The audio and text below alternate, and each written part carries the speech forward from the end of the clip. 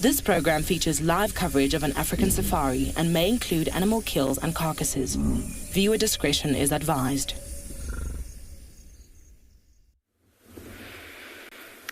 Good afternoon and welcome to andBeyond Phinda Private Game Reserve. As you can see, we've got some lions resting wonderfully up on the top of the hill here.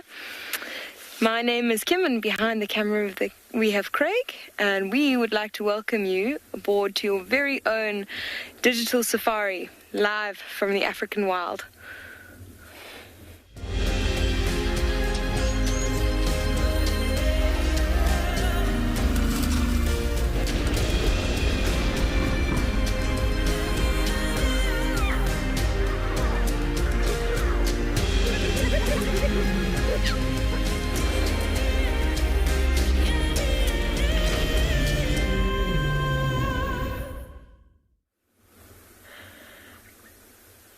You can see these lions have actually picked their heads up and are starting to give us a little bit of a show. It's lovely to see all their little faces. You can see the two on the right, quite smaller than the rest of them. And we'd just like to welcome you back. And again, my name is Kim, and behind the camera we have Craig, and we are coming to you live from andBeyond Phinda Private Game Reserve.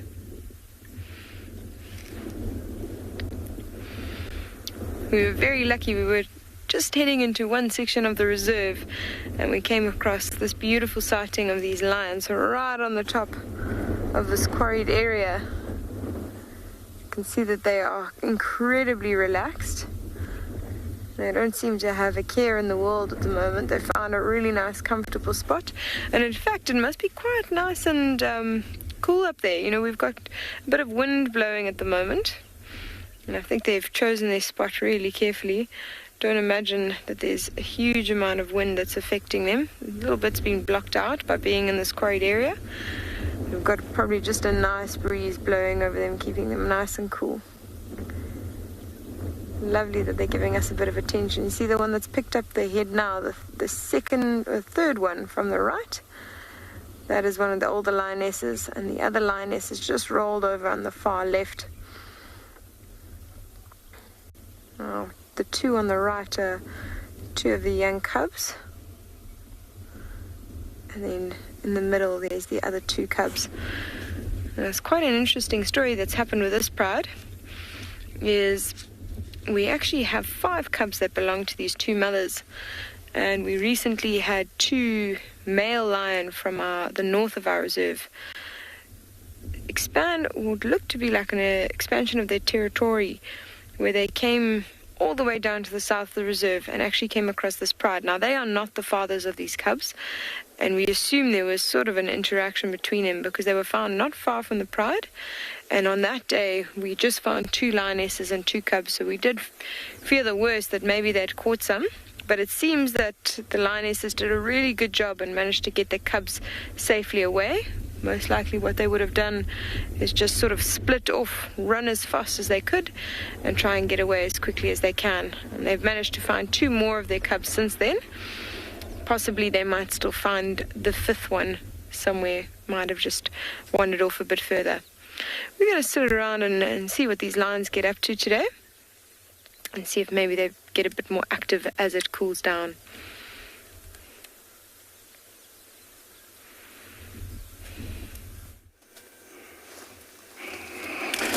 Jumbo, and a very lovely, beautiful, sunny afternoon here in the Maasai Mara. I have a beautiful herd of buffalo. amounting to around maybe 600 scattered in front of me, together with that beautiful landscape of the Maasai Mara, accompanied above by nimbus clouds or cumulonimbus, towering cumulus. Mixed all of them means that we might get some rain. Jumbo everyone, my name is Isaac and on camera I have Bungay. This afternoon our mission is to try and find some cuts, but everything in our way is very, very welcome. And as you can see, we have a beautiful big herd of buffaloes and some very big old dagger boys or bulls that have been wallowing in mud. Some of them are so wet, I hope we'll get to pick up one. I saw one earlier that was very wet, and the mud is very useful. Look at that guy. Looks like he just came out of a spa, a mud wallow. This is very important for these buffaloes because it protects the skin, also makes it healthy, protects it against direct sunlight, and also biting insects. Of course, after a few days, it will dry and fall off the mud, and so he needs to find another wallow to do the same thing. These are males, as you can see. They're already trying to leave the main herd. It's typical for big bulls to do this when they reach maturity at the age of around 6, 7. At that age, they're very intimidating and not afraid of anything. In the Mara today, we're expecting some rain, 28% chance, and the weather is quite lovely. It's around, I think, 27 degrees Celsius, and it's just perfect to be out here enjoying the African wilderness. Remember, this is live. It's coming from the Maasai Mara, and apart from the buffalo, I have the cattle egrets accompanying the buffalo. It is normal, and they go together mostly in the long grass like this. Much easier to find food for these birds. They have learned this over the years that, they've been together. They're always together. Of course, in the evening, they will leave for the safety of the trees, close to the big trees, and then in the morning they will find the buffalo once again. Of course, I'm not the only one. We have other guides somewhere, so let's take you to another live location.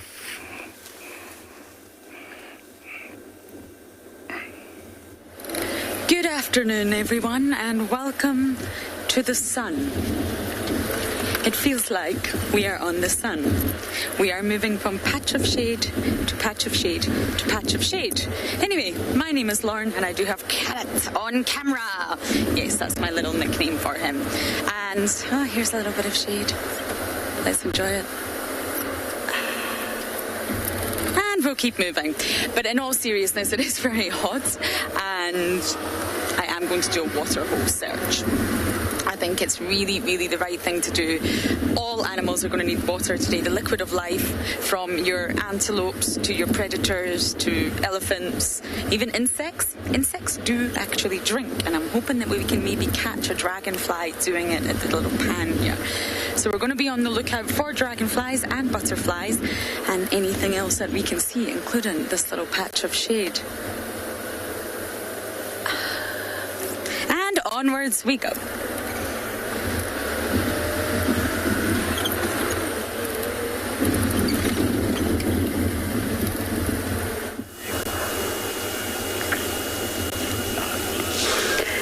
Sure what this elephant is investigating with his trunk.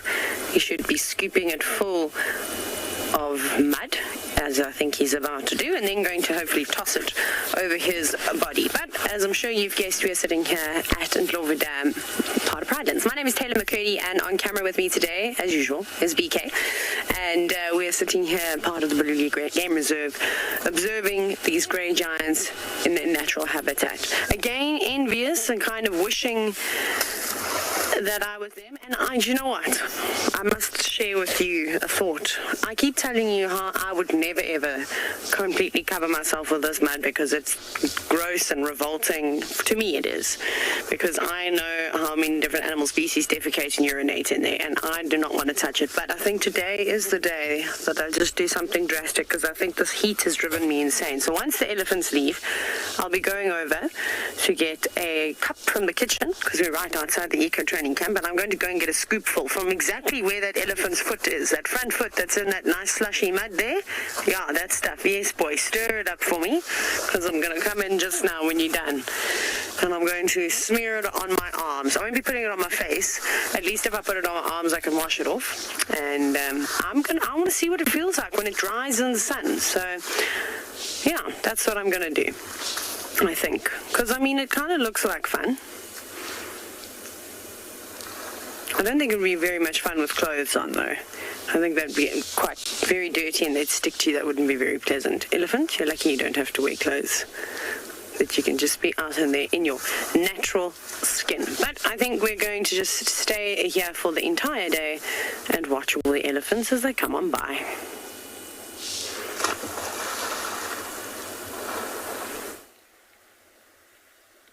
Good idea to sit by a waterhole all day on a day like today. Good afternoon and welcome to this end of the Sunset Safari. We have a herd of elephants here, the northeastern corner of Djuma, which is on the western fringes of the Great Kruger National Park. My name is James Hendry. That is my winning smile, I hope. And on camera today we have got Niels, the hood, from the ganglands of Pretoria. And there are our elephants. They were having a lovely swim in front of us and a bit of a drink. And I'm not sure if the swim is going to continue. If I was an elephant, there's no ways that I'd be doing anything other than swimming right now. I wouldn't say it's quite as deathly hot as it was yesterday, but it is still profoundly warm.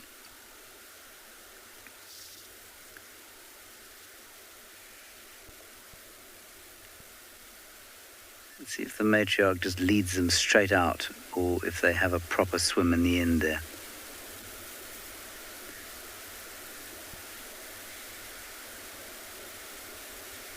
Looks like a lot of the little ones would like to hang around and have a proper swim. You can see some of them have.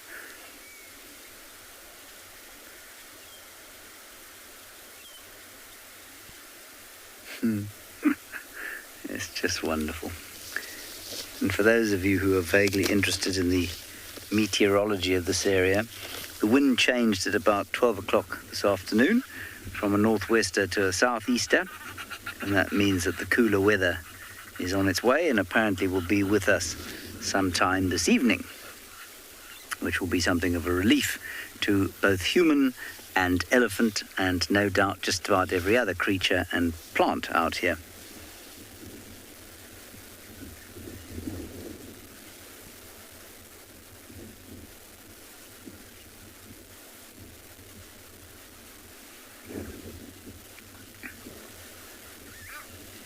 I wonder if they won't spend a bit of time around the waterhole for the afternoon, actually, eating and then coming back, maybe.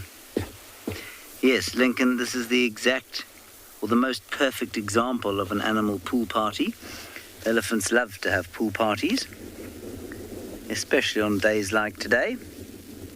Quite often they leave it till a bit later, but sometimes we'll be lucky and they'll go in around this time of the day.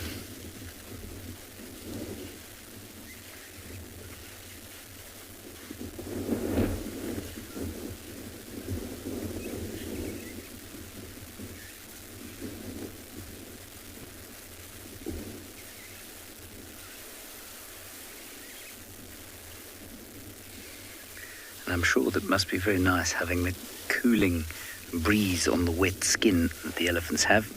Remember, elephant's skin is like sponge,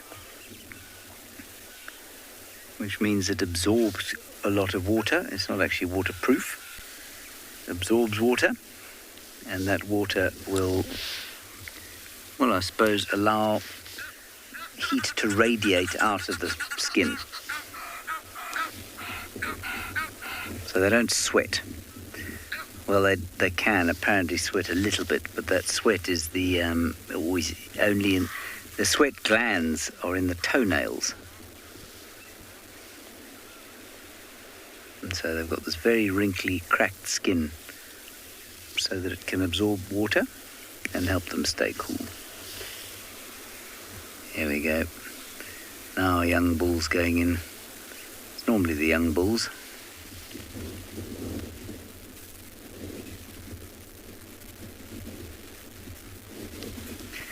Hello, Captain Alahut. No, this waterhole is not natural.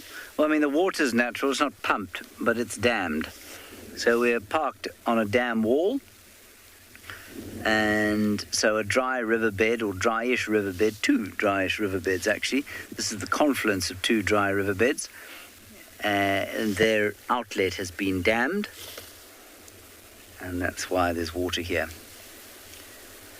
It's a very interesting question and discussion point, because there's often a lot of discussion around water in this area and why it is that we, or if we should or shouldn't pump water, and if we should or shouldn't have dams like this. Because what used to happen is animals would just migrate out of an area when there wasn't water and then come back when there was water. But the rivers used to flow much more frequently than they do now, because there wasn't any agriculture or humanity living outside the borders of this particular area. And now that isn't the case, and so the naturally occurring water is not quite as, there's just not quite as much of it. And then the other thing to note is that, while it might be more ecologically feasible, what shall we say, ecologically sustainable to just try and recreate naturally occurring water, because of the property sizes of reserves in most areas, it would mean that if you were lucky enough to have water on your property, you'd have all the animals, while those people who didn't have water on theirs would have nothing, but at very odd times of the year. With the result that everybody puts water on their reserves, and I think that that's probably profoundly changed, not necessarily for the worse or for the better, the layout and movements of animals. Oh, another elephant has come from behind us and got into the water. You see there, Niels? He's gone right under. You can just see his backside sticking up. I don't know where he snuck in from.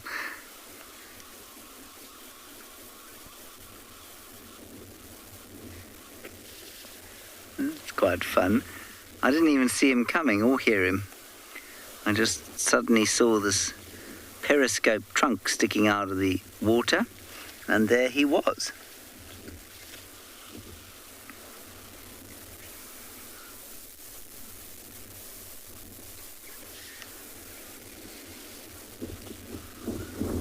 Now you can be very sure that any hippo in the vicinity is now skedaddling away. I don't want to be too close to this fellow, because he's just much bigger and more, I don't know, prepared to take them on, I guess.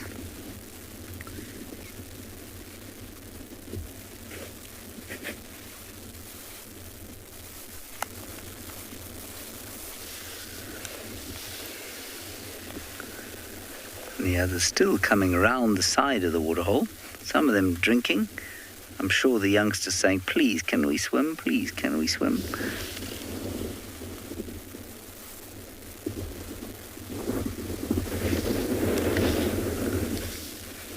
And I think we'll sit here a little bit longer before we head off. We'll see what these elephants do.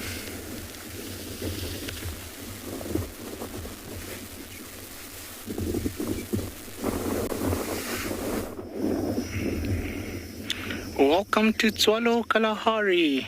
Something we don't get to see very often here. The clouds are building up slowly.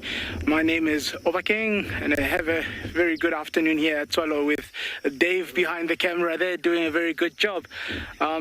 If you look in the distance there seemed to be a Hartmann zebra that was taken down last night. There are a few vultures flying around using the thermals. It might still be cloudy, but definitely the heat is on, and these vultures would be soaring around and using the heat or the thermals to soar around. So we're hoping that they might start coming down and maybe foraging on this carcass right there. But obviously you can see that it's not your ordinary zebra. Look at those stripes not hugging the belly and just coming just onto the sides.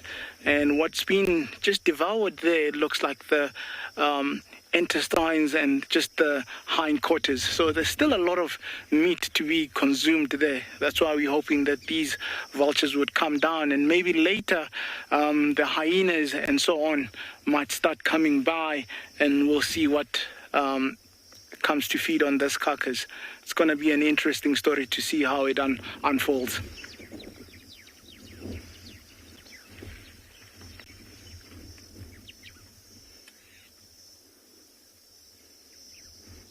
Just scanning around there, trying to see what else could be in the vicinity. Yeah, I think we're going to keep moving. We'll come back later, as I said, to see if anything does come to feed on this carcass. And for the time being, while we search for other things, we're going to be sending you to another property in Africa.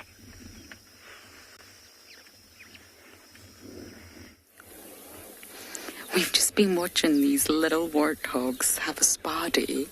We've positioned ourselves in the shade, which is just delightful. So I think they've forgotten that we're here, because warthogs can be incredibly skittish. I think they're going to pop back out again. Or at least I hope they are.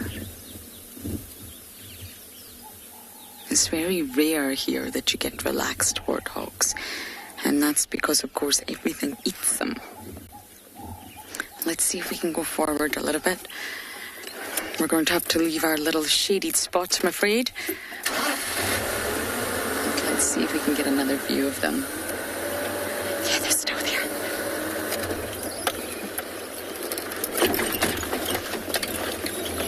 I tried to do that as elegantly as I can, but I'm not entirely sure it worked.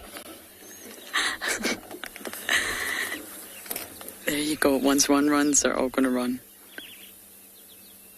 They're around a water body as well. We're at Twin Dams. They can get very, very nervous around water bodies, as most animals do. Okay, let me try and go forward again.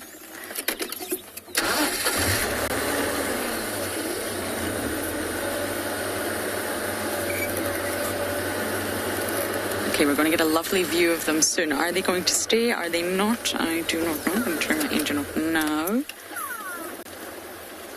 We just want to say good afternoon. It's actually the youngsters that are skittish. I think it's the mom there. She's absolutely fine.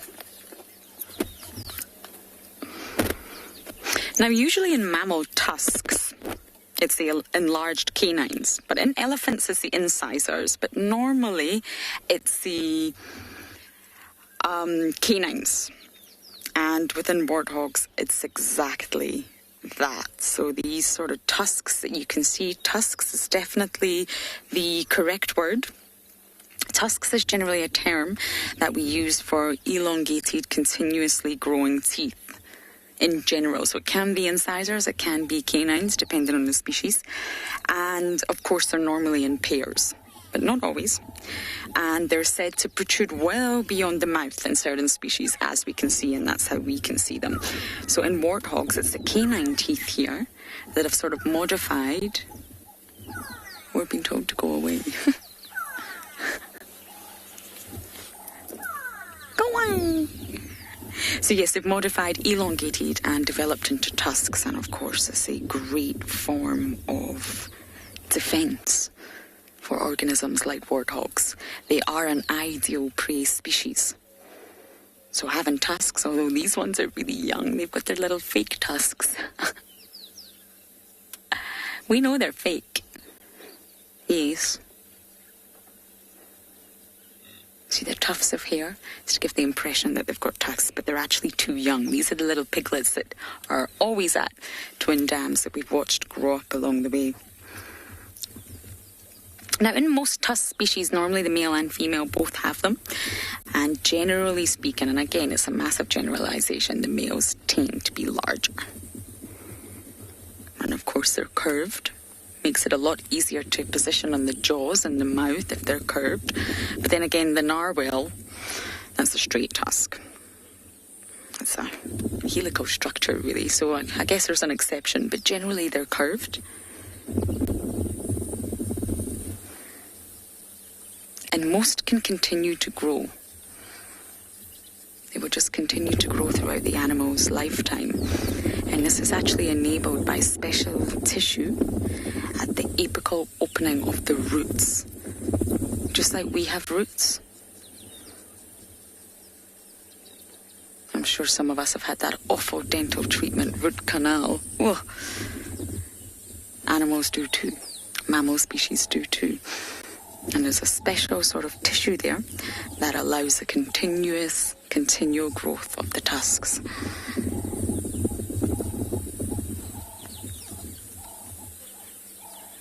The young ones are still unsure. But we're getting there, we got them. I imagine they'll keep jumping in and out of twin dams as much as they can.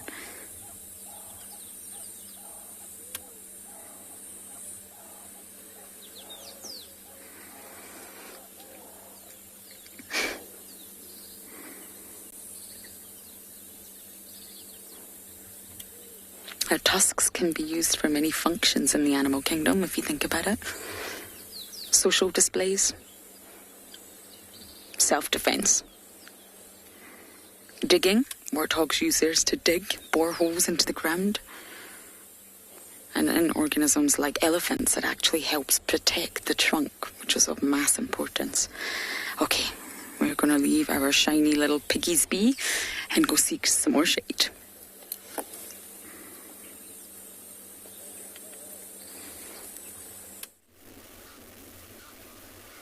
We are having a wonderful time here. Not as wonderful as the elephants are having, but we're still enjoying ourselves thoroughly. Slowly, the youngsters came down towards where the sort of big bull who's in the middle was swimming, and they all came in, and then a whole lot of other bigger ones joined them, and slowly the entire dam is filling up with swimming elephants.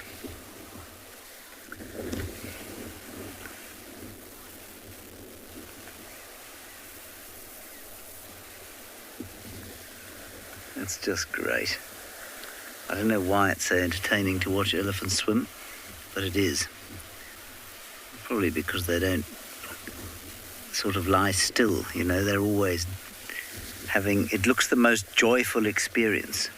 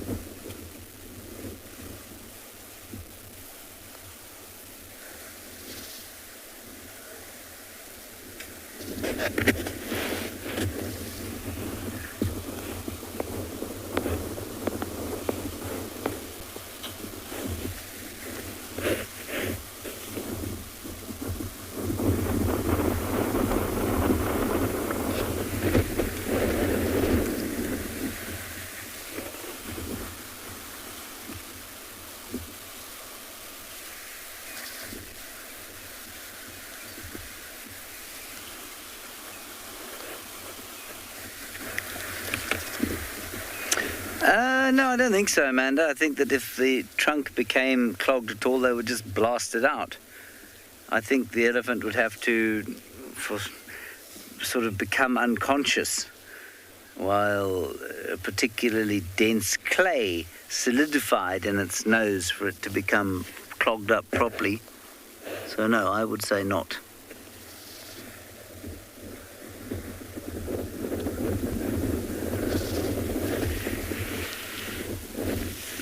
It was the most exuberant swimming experience. No, Nim, they don't love the heat. They love to, like most mammals, have a kind of ideal temperature, and because of this, it's so hot now, they're swimming, and that's to reduce the temperature.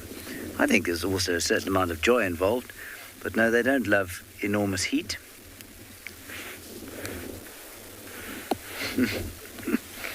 It so often happens they get out and then they come back in again for around 3 or 4.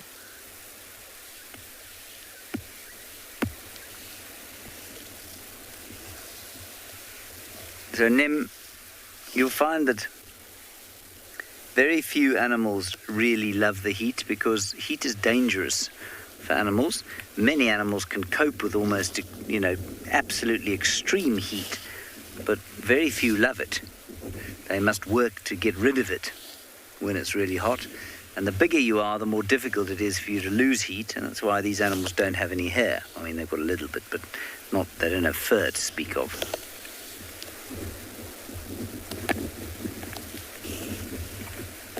Now there's another herd approaching.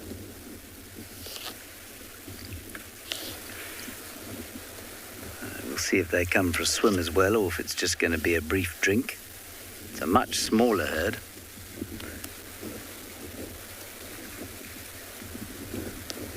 Rosalind, there's no fixed number of times a year or day or month that elephants swim. They just swim when it's hot, although I've seen the young bulls swimming when it's quite cool.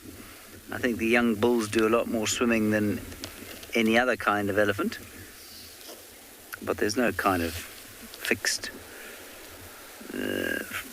frequency, I guess, to their swimming. They're bypassing this area entirely.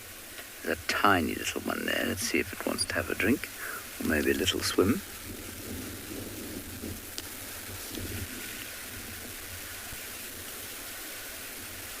I often wonder when a small herd like this comes up and sees a much bigger herd, whether they feel intimidated or whether they feel excited or envious. Maybe they feel lucky that they're not in such a big crowd.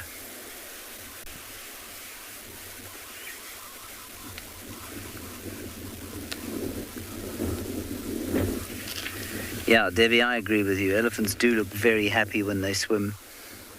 It's a real feature of their swimming, is that they look like they're having such joyful fun.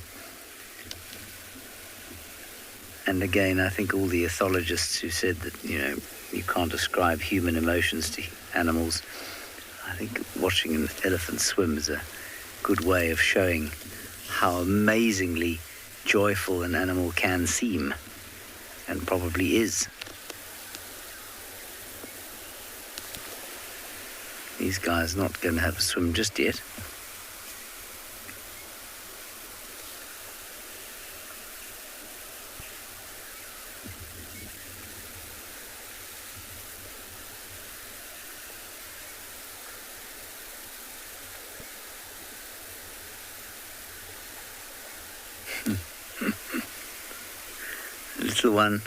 Little one had to do some serious wading there. The others are still swimming, by the way, as we look at these chaps come around.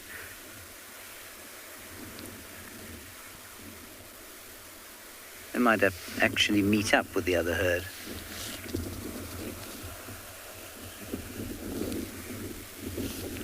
So you want me to move back, Niels? Shall I? Oh, there's another one coming. Let me move back a bit, and then that antenna won't be in your way, and you'll get a better look. You just drift slowly back.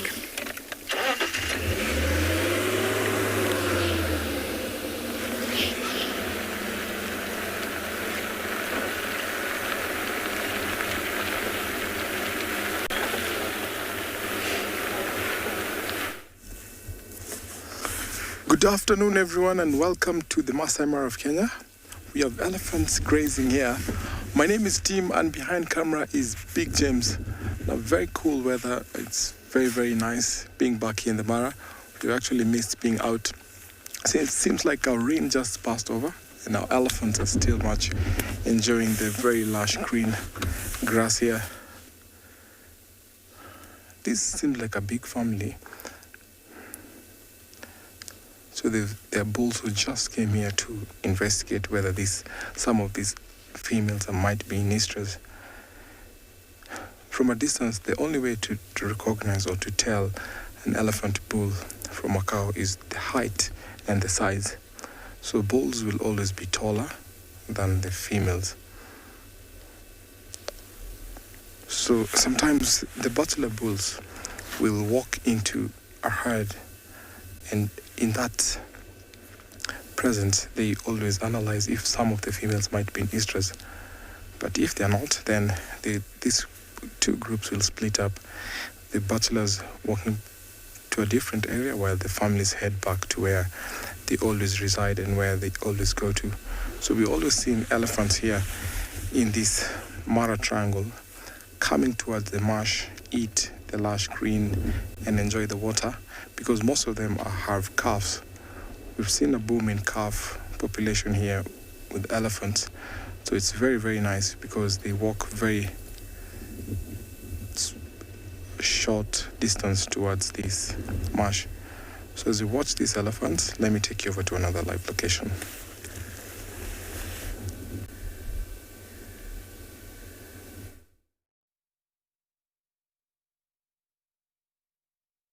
I'm from the Maasai Mara.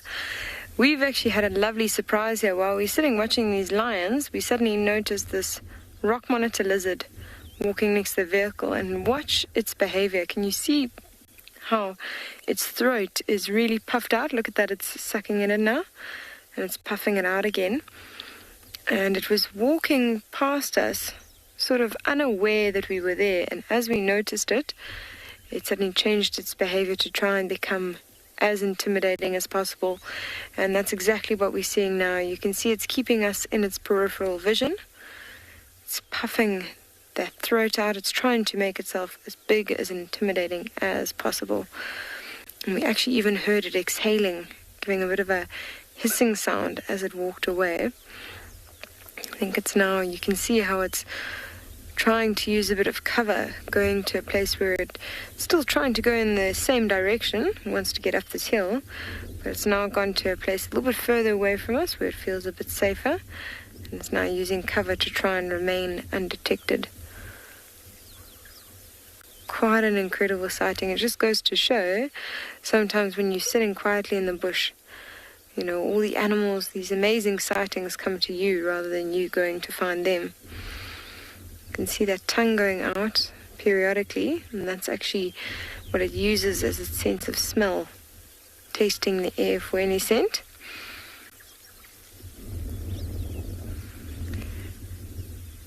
Chris, it is a slow beauty, and what's quite fascinating about these rock monitor lizards is that they are quite slow in general. They don't actually hunt moving prey very often. In fact, they more go for something that's as slow as themselves. In fact, tortoises make up a large percentage of their diet. They're known to actually eat those whole. And funny, I think that's probably at the moment what it's been feeding on quite a bit. We've been seeing a lot of tortoise activity around the reserve. Generally when it's, rain is coming, we start seeing a bit more tortoise activity. So I think that's what it's been feeding on quite a bit at the moment. Other things it'll eat, little insects, little millipedes, crickets, snails, anything that it can get a hold on. But yeah, moving prey, not part of its diet because, as you so rightly said, it's very, very slow moving. So what a wonderful surprise for us to have that walking right past. I think let's have a look at what these lions are up to. And can see that they are just very lazy lions this afternoon. Not up to much more than they were a few minutes ago. I think we'll stay around for about another 10 or 15 minutes, see if they decide to get up, but I think they have found themselves a nice safe spot. They seem incredibly comfortable, and they might be here for the next few hours until it starts to get a bit darker. So we are going to send you to another live location.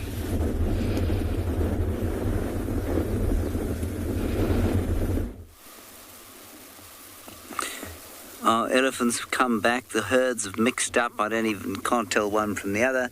They've got over their shyness and now everyone's friends, and I think they're having a swim together. They're definitely having a feed together.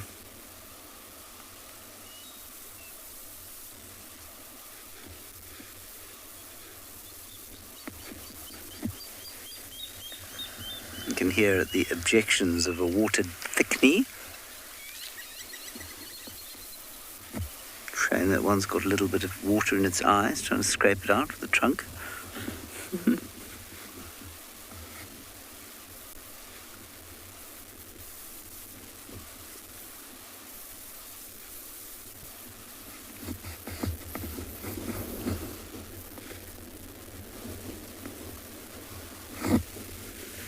And that one in the background there really isn't enjoying it, trying to get stuff out the eye, but now that's finished. And now the three of them are going to have a bit of a water fight.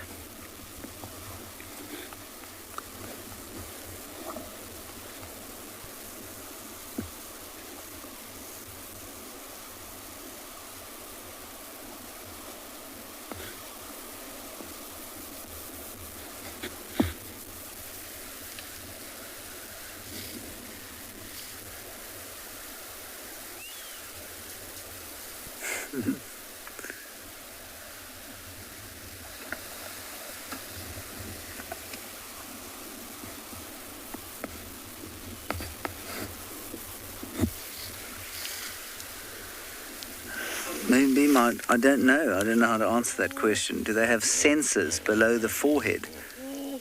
I mean, they can feel.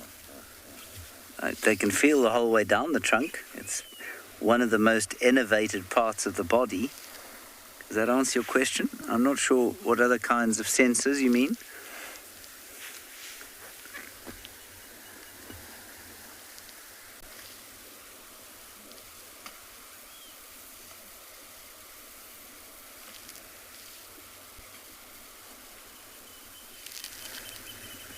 Some of them keep getting out and then coming back again.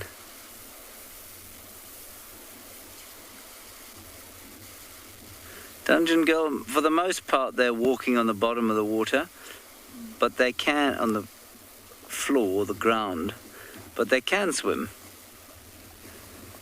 And they've been known to swim quite prodigious distances, especially in Lake Kariba.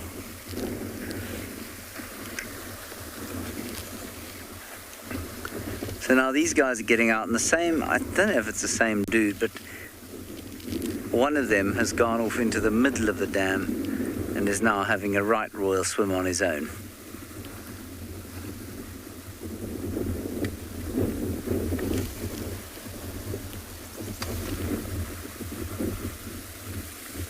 It's not very deep, but I think he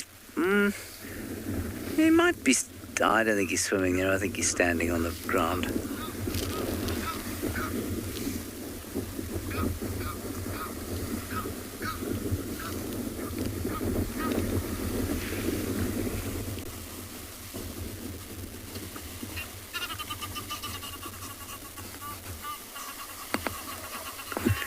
Be able to hear the Egyptian geese shouting at each other. An exuberant trumpet from the elephants.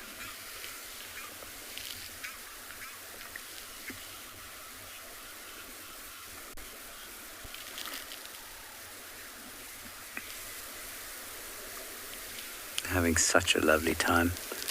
And this is all young bulls now. The cows and young cows have headed off to do whatever duties they have. Look after the kids, do their eating, and the young bulls who refuse to take responsibility are still swimming.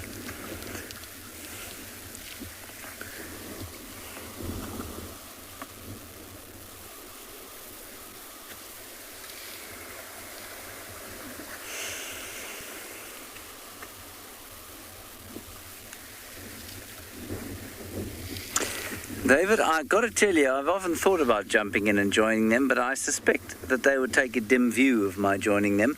And in actual fact, I think that what they'd do is get out of the water and run. I'm guessing. I don't think they'd come after me. But I tell you what might come after me is the hippo. And I'd actually be more worried about the hippos in the water than I would the elephants. Maybe unreasonably.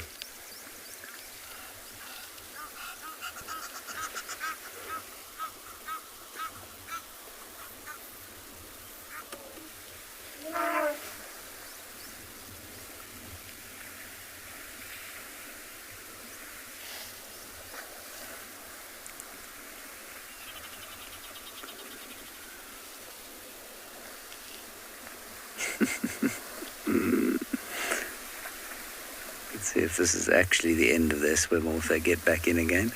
Highly likely they'll get back in.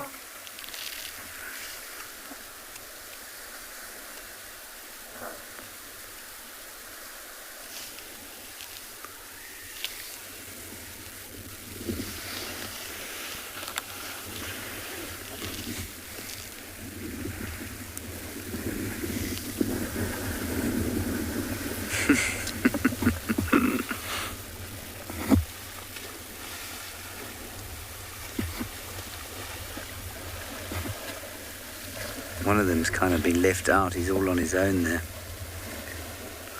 I think he's just a little bit younger than the others.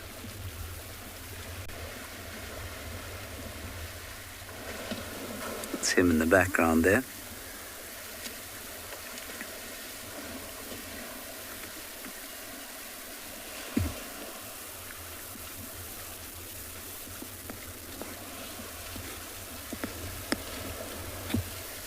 Surya, I don't know that you can particularly effectively communicate with elephants. I think they pick up on body language. And I guess the only thing that I can say to you is that, you know, although they've stopped doing it now, and for good reason. I spoke to a guy once who worked as an elephant handler at Abu Camp, where they used to ride the elephants in Botswana. And you'd go on an elephant-back safari. And he said that the elephants used to communicate with the handlers all the time. They'd rumble at them. When they saw them in the mornings, they'd rumble and trumpet and say, kind of wrap their trunks around them and say hello.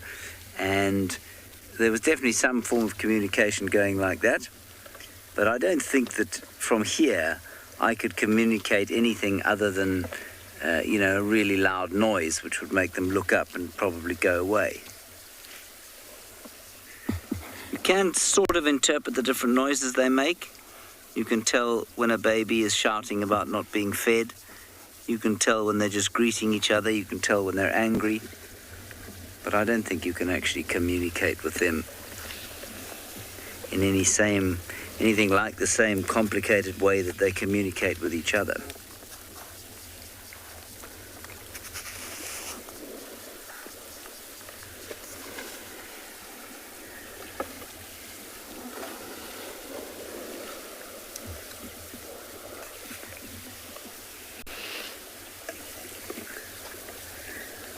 Everyone else has gone away. It's just these two left.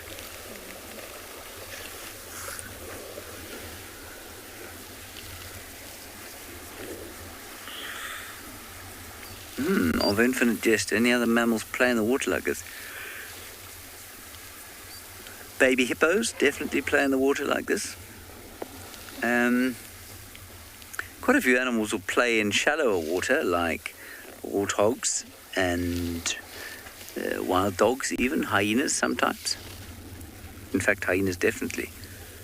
Not in water this deep, though. Obviously aquatic mammals.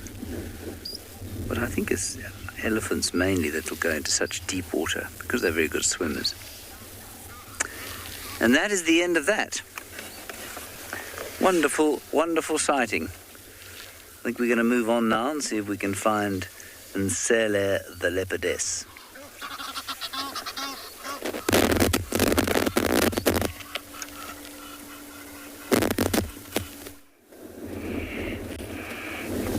Well, always fun to see elephants having fun in the water, and they know how to do it. You might be wondering why we're showing you that dry patch with lots of dry grass, and just popped out before I said anything. We have been looking for this clan of hyenas for a very long time, and today I managed to spot one of them going into a burrow, and I came, and it's final that we have found the Olololo clan. For those who are new, this is a clan of hyenas that my fellow colleagues in the past years have followed really closely, and then they disappeared off, but today I have found their den, so it means it's good news. We'll be coming to visit them every day. Well, there is one hyena at the moment, as you can see, but definitely she is babysitting. So there is puppies in there, or sorry, I call them cubs in there, and that's why she's around. Hyenas. I wish, she could come out so we could see her face, but there's nothing I can do. I have just to be patient. She will come.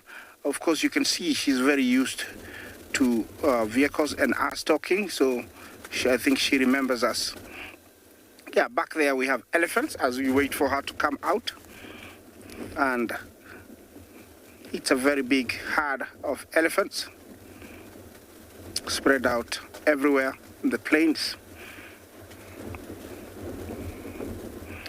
I expect to see lots of young ones in the coming days, because there's lots of pregnant females and look like, they are just about to drop the calves. I hope we can get to experience that. There's so many that are ready. Can be marvelous if we see that. Yeah, lots of youngsters there. Definitely we've had, as they said, a baby boom. Most animals, as you can see, they do really well whenever there is security, enough grazing land, and no human-wildlife conflict. Of course, over here we don't have that, and elephants have found a safe haven to come and breed here. Unlike the previous years, we never used to see this many herds of elephants. But they feel very safe. I don't know if she is back. We can see her. No, she's not yet out. But definitely she is babysitting. Well, she's got nothing to worry the hyena, because the others are not very far, and also have kept a very safe distance, so she's very safe. Where she is protected against, the wind, so she's very comfortable, and I don't want to disturb her. Well, I think I'm gonna move on. Hopefully I'll come back here and find everybody out. So let's take you to another location.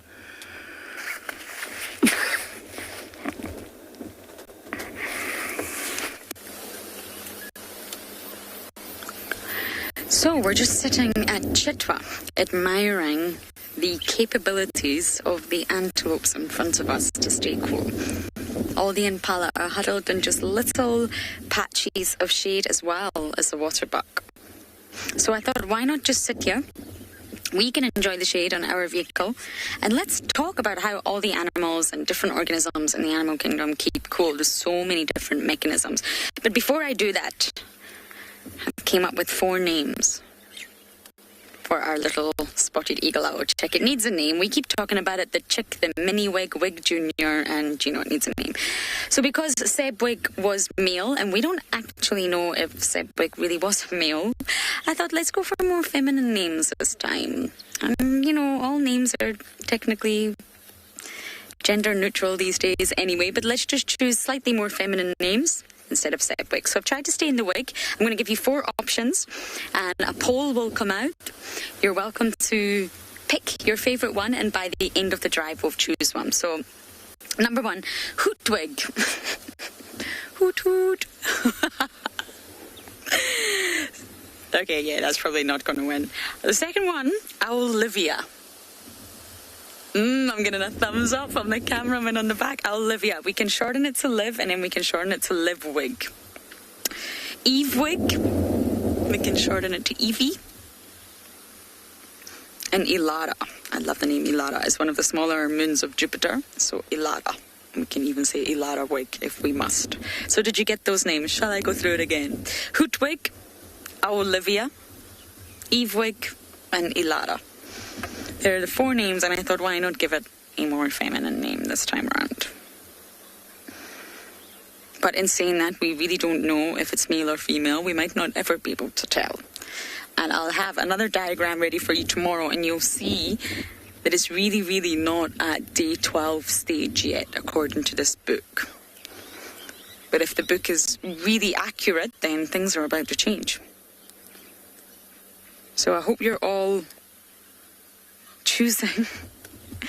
Now, bear in mind, it's just to name an animal. I know, it's a big thing, but with the chick, Sebwig was just a joke. We had no idea that we would really ever get so intimate, up close and personal with that little chick. And it's nice to give it some sort of name, a term of endearment, rather than saying chick and Sebwig Jr. and Sebwig V2. I think it's just a little bit nicer for us to have a name. So it's in your hands. It's over to you. So as I mentioned, we are at Chitwa. The dam's behind us. We will turn around at some point, but I just thought it's remarkable how they're all staying in the shade. And because it is so hot, and we've all probably told you 1,000 times that talking of cooling down would be a really great topic. And naturally, the one that we know the most is sweating. Yes, delightful. Because that's how humans do it. And sweat is just water. I mean, it's really not anything disgusting. It's just water with a little bit of potassium, some salts and minerals, which is why when you sweat excessively, or you've maybe been in the heat, or you really need to hydrate, not just with water, but sometimes you need to take those electrolytes or make sure you get salt back in your system.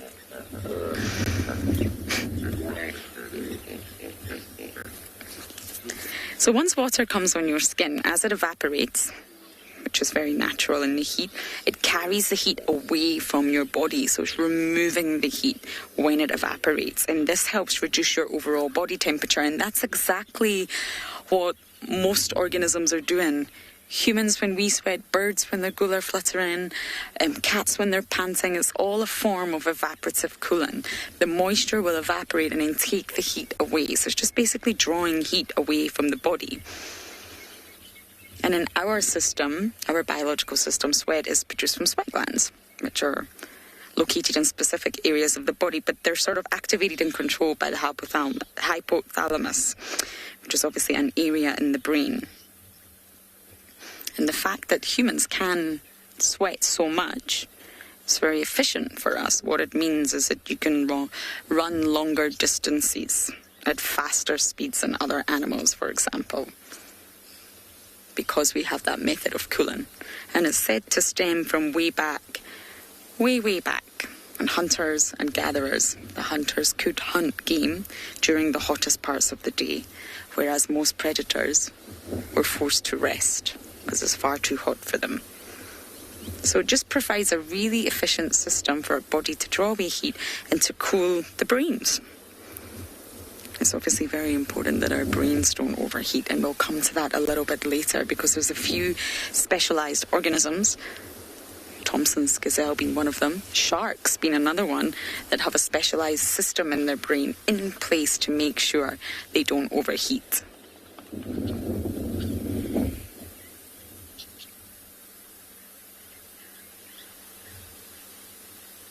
But of course, these impala are definitely not sweating. They don't have that luxury.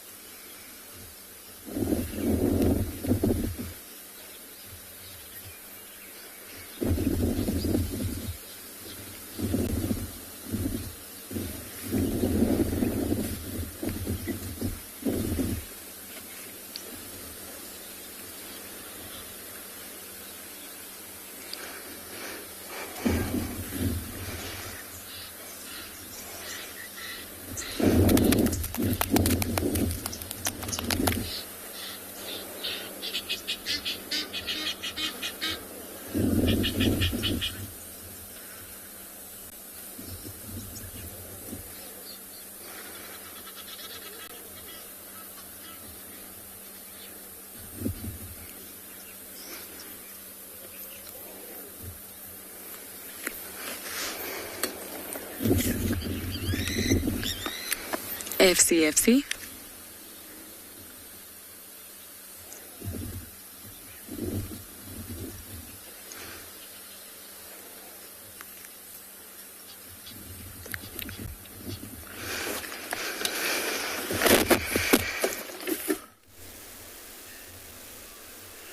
Hello everybody. I'm just trying to figure out where on earth we are right now. Well, I know where we are. I'm just trying to figure out where we're going. It would appear that the map I have is not the same as the map that Lauren has. Anyway, that's okay. We'll figure it out as we go, I suppose. Right, okay, on we go. What we're doing is we're heading off to see if we can help find and solo the leopardess, who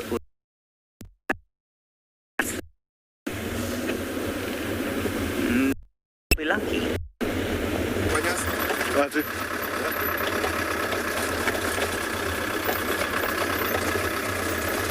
Well,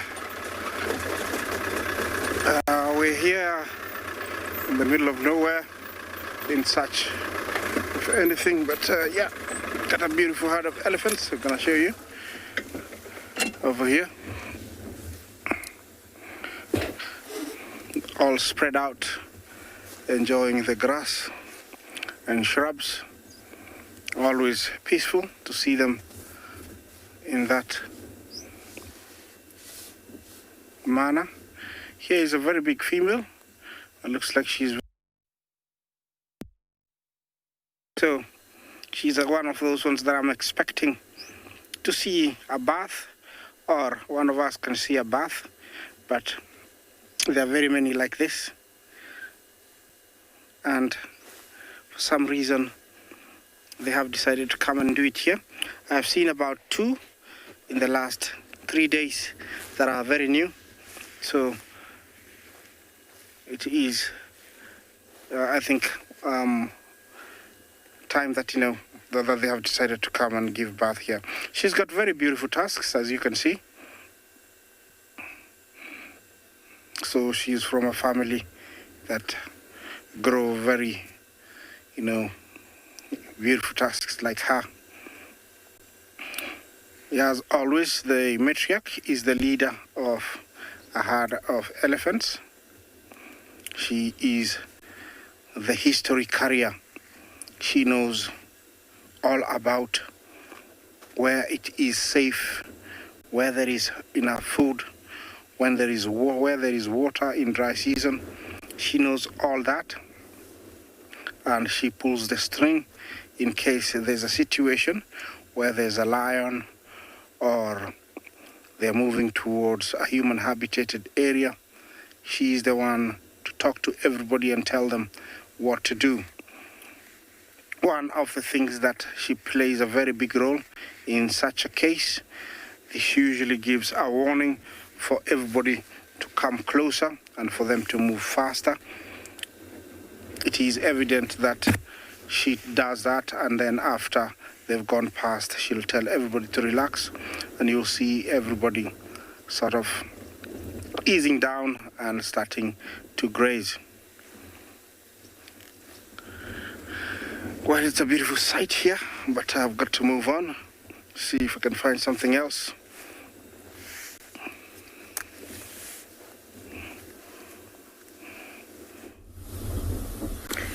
So from elephants in the Maasai Mara to a single elephant bull right in andBeyond Phinda Private Game Reserve, we've got a beautiful sighting in front of us. I always find it amazing when you see elephants out in the open, especially with cloud cover in the background.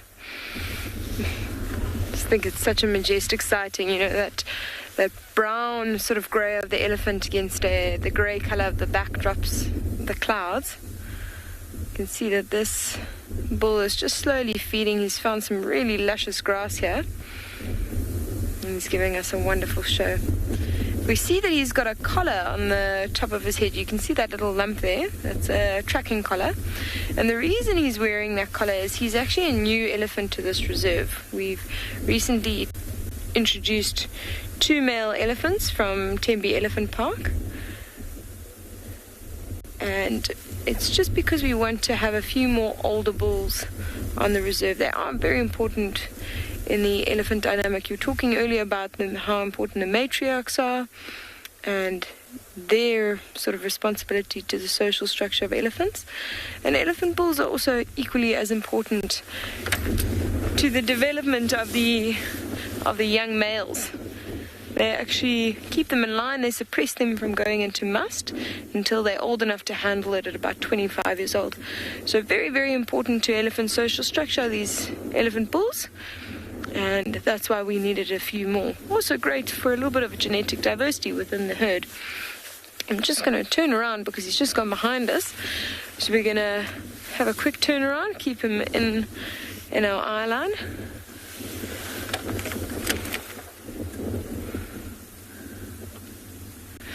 Rachi has just asked a really intelligent question. So before I turn around, I want to thank you for your question, and I just want to answer it. They do actually experience ticks. Now, they've got very thick skin, elephants. You know, the thickest part is about 2 inches, so very few ticks can actually penetrate that, but there are certain ticks, specialized ticks, that are able to penetrate elephant skin. Just very few species. Similar to rhino. In fact, rhino have a very specialized type of tick that's actually called a rhino tick. Can't list the species of ticks that infect elephant, but there are a few, select few, that can actually get in them. And they're soft skin folds. You often see sort of around the little skin folds in the neck area, maybe in between them where the skin's a little bit thinner. Okay, let me just turn around and get us another view of this elephant bull.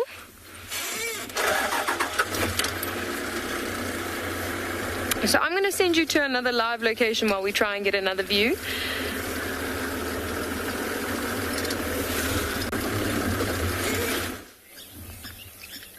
So talking of sweating, which is such a delightful topic, birds, like these Egyptian geese, cannot sweat, but they're warm-blooded, so they have to find their own way to regulate their temperature on days like today. Shade will help, but as we know, I have mentioned that they sort of do something called gular fluttering, and they just vibrate muscles and tissue in their throat. So if you can imagine us doing that, but they don't use sound. And the fluttering sort of helps pump in air, and the air is obviously assisting in evaporation, which it takes the heat away from the body. So when you open your mouth, there's also a lot of soft tissue, thin membranes, and this will also assist in thermoregulation. And the more a bird vibrates these tissues in the throat, then the more the moist tissue in the mouth is exposed to the air, so the more it's going to cool down. So it doesn't take up a lot of energy, and it's said to be extremely efficient. And that's not all birds do. No, it's not. My favourite one is the pooping. Yes, not all birds, but birds cannot sweat at all. So some birds have taken to, let's just say storks, very graceful, gorgeous birds. They have taken to defecating on their legs. Vultures do it too. So it's obviously not the same defecation process as humans, but it actually has a name. It's called urohydrosis, and because it's mostly liquid, it works in the exact same way as sweat. Now, it's not sweat, it's not water and salts. It is poop in a bird form, but it's the exact same sort of mechanism. And as the poop dries on the legs, the heat is carried away, which brings down the overall body temperature. Now, there's also a thought that vultures use it to cool down, but it may have a sort of secondary function, which is to decontaminate their legs from any bacteria after they've been standing and rotting meat all day. Yes, but the primary function is most likely to cool the bird down. So it's urohydrosis, and of course it's a liquid form of defecation, not solid. fascinating. So they have two unique specializations of cooling down because they cannot sweat. They don't have the luxury of sweating like we do.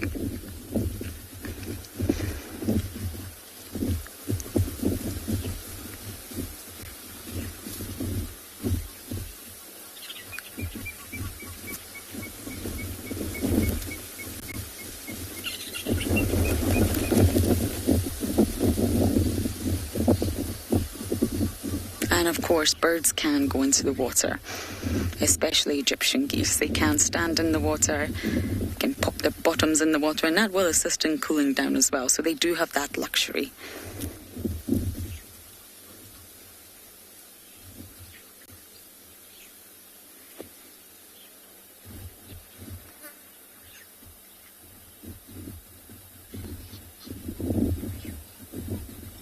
Although I must say they don't seem bothered by the heat at all. I think it's just us humans that like to complain about it. Why not?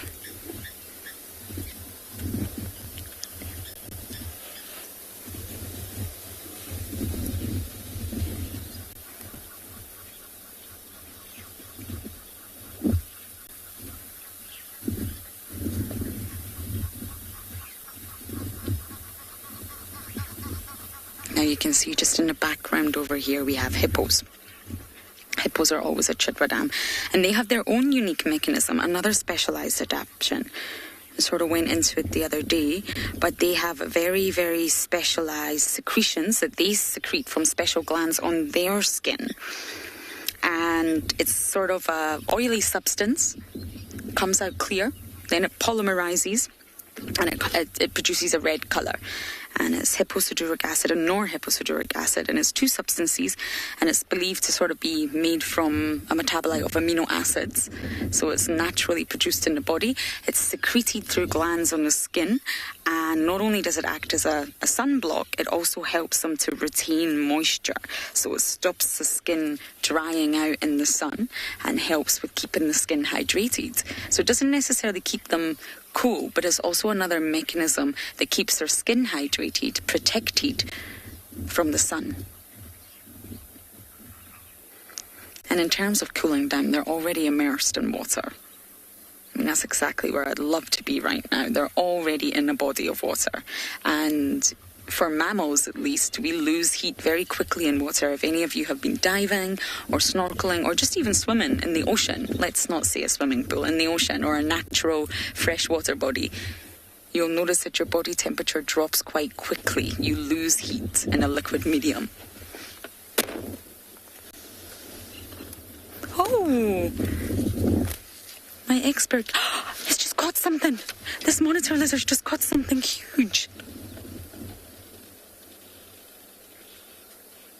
What is it?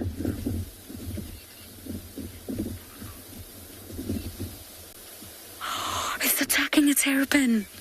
I can't believe this.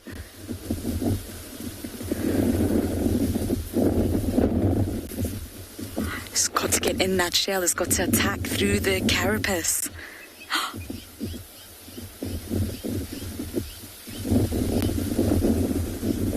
FC, can you just let us know you're still there?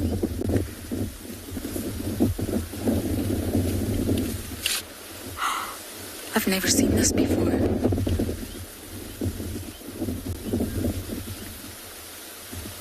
Is a terrapin already dead? I don't know.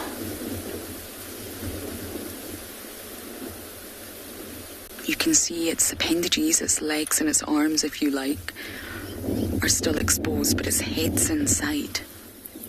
Whether it's still alive or not, I do not know.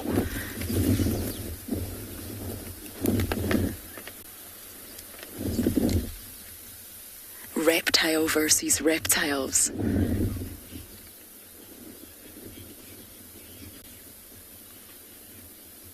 I don't think that animal's dead. Can you see that? You can see right through the carapace. I think some flesh has been removed already. I think this monitor lizard has killed it already and actually eaten some of it. Sassy Cassie, no, they can't harm humans, not monitor lizards. They have got a powerful bite. I wouldn't necessarily want to offer my hand to one, but no, they won't hurt humans. And reptiles, they are their own unique grouping of animals when it comes to cooling down and warming up. They're ectothermic, very different. But I'll come into this a little bit later. Let's just watch this incredible sighting.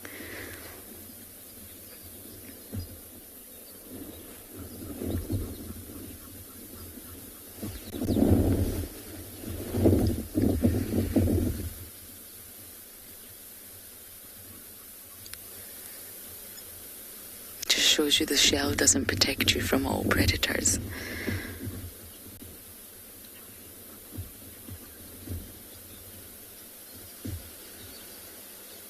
Yeah, this terrapin's no longer alive.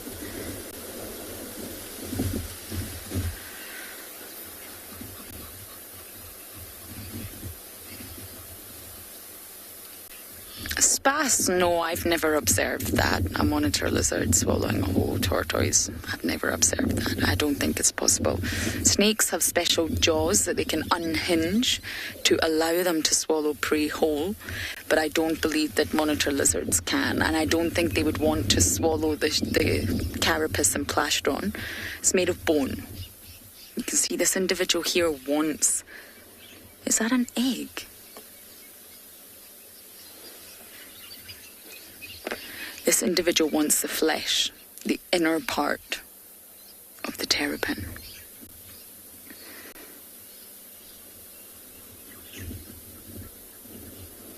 You see his tongue, long forked tongue. That's how they taste, that's how they navigate their landscape.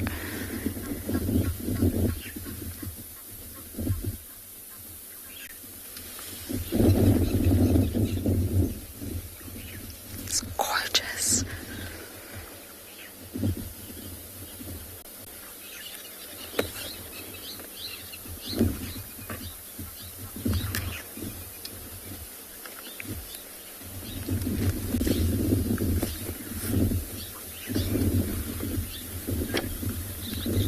Is he leaving it? Is he letting it be?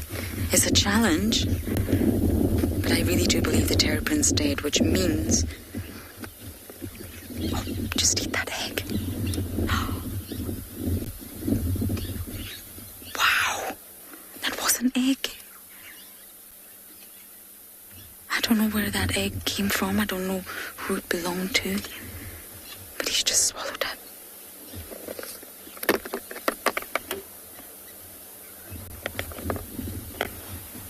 He's not going to give up on this.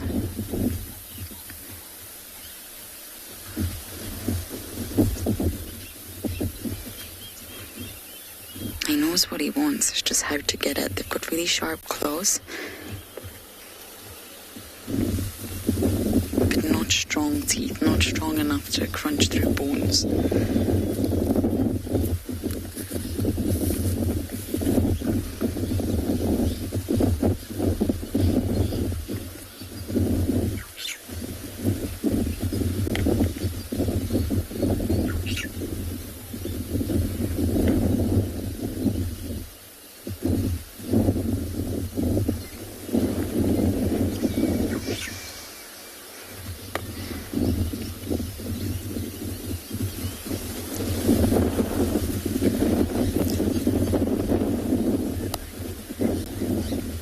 Richard, you're right. This is really fascinating and incredible to watch. But yes, of course, it's sad for the terrapin. Rest in peace, little one. Nature has... It's tough. It's tough to watch many things in nature. But of course, it's the reality out here. It just shows you how powerful these lizards really are.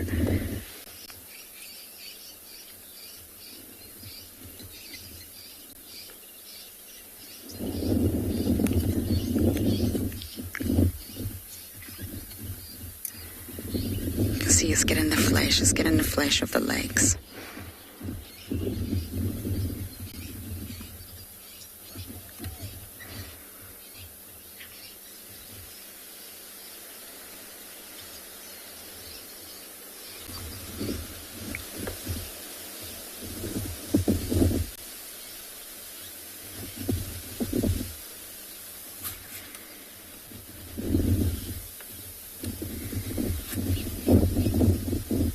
is actually already feasted on a lot of this terrapin, now that I look closely.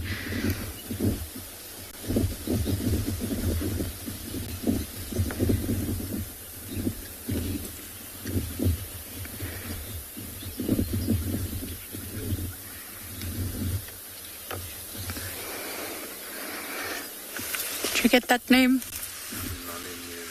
Anoni News. News. Okay. I don't know if I got that right, but I really hope so. You're asking what's the difference between a turtle and a terrapin. Sea turtles, you will only find in the sea turtles are aquatic and, generally speaking, oceanic. They're carnivorous and they will eat other organisms, be it coral, be it a sponge. They still eat other animals, and they have flippers. They're not really able to walk on land, and sea turtles do pull themselves up onto land to lay their eggs, but it's a big effort. They're pulling themselves up using their flippers.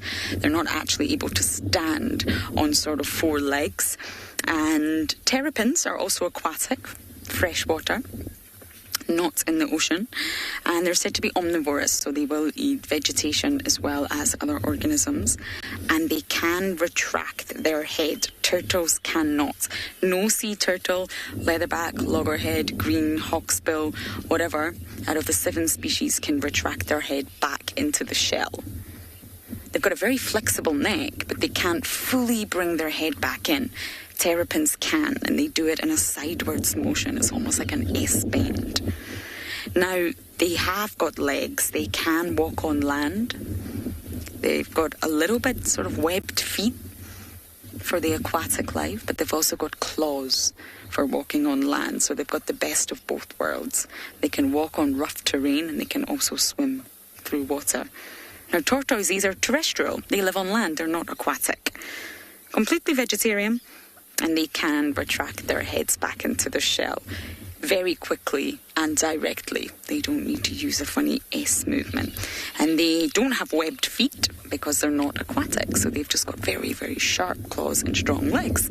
That's the difference between the three.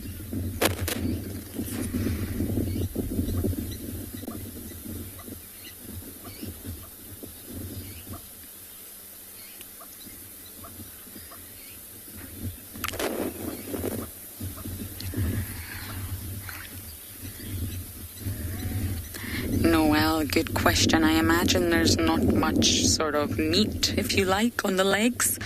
Very tough skin, rough skin covered in scales, which is a feature of reptiles. I imagine he wants the organs, as most carnivores and predators do. I imagine he wants what's inside the shell, not the legs. That will consist of bone, tough skin, and claws. Ooh. Doesn't sound appealing, does it? I think he wants all the organs inside and the muscles.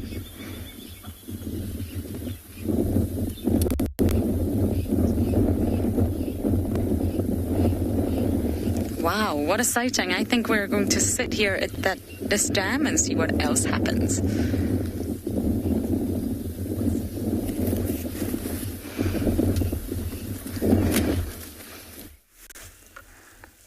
From that dam now back to where we are here in the Mara with the buffalo in the water. How cool is this? We hardly come across buffaloes in the water, and the main reason why this buffalo is here is because he's cooling down. He's not alone. There's one actually just next to him, but look at how this guy is submerged in the mud. Excuse me. How cool is that? Actually blends in so well. You can't really tell if there's a buffalo there.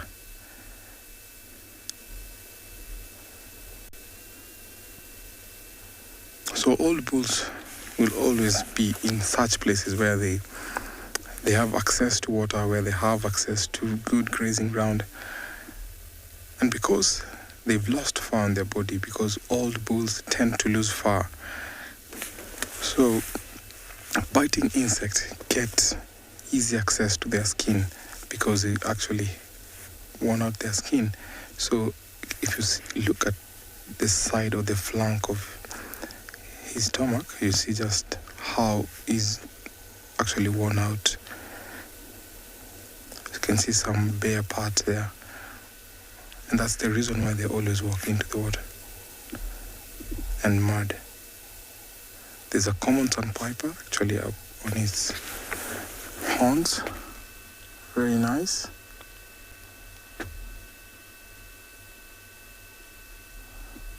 Eating some flies. You can tell he's so much relaxed, chewing his cud while cooling off. It was too hot this afternoon, but now it's cloudy, almost getting some rains, but still the water is so cool, so that's why he's in there.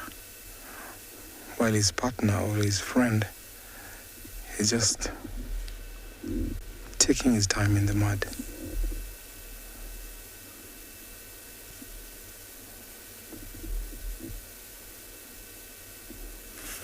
Sometimes old bulls fall prey. We come across lions with old buffalo kills, and this is the reason why. So right here, they're vulnerable, even though they're two. So by the time he wakes up and the lions come here, then that's an easy target for lions. Sometimes they even spend their whole day there because it's such a nice place where it's cool. And actually, from him being submerged in the mud like that, insects don't have access to him. You can see the entire part of his body is actually covered in mud. And that's a protective layer that they always cover themselves, hence the name mud boys, where they always cover themselves with mud when they come to a mud wallow like this.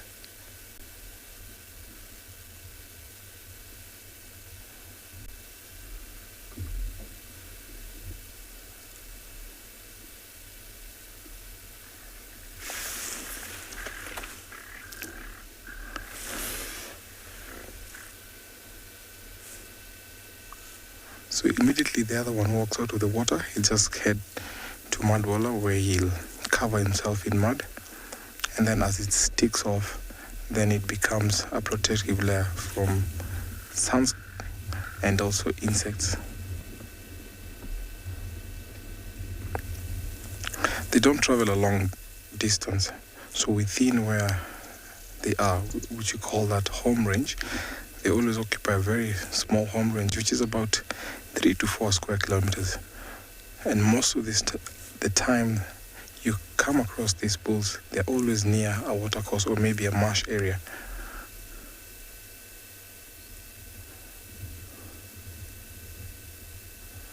Very, very nice to see.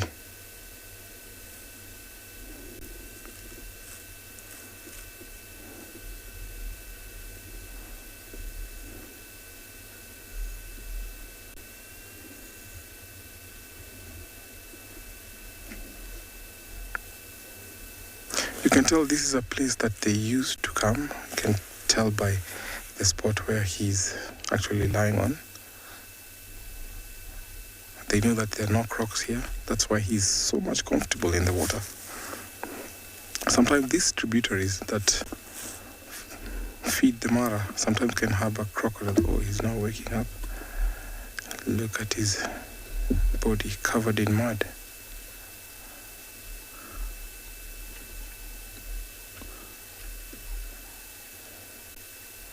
Does he want to change position or maybe walk out?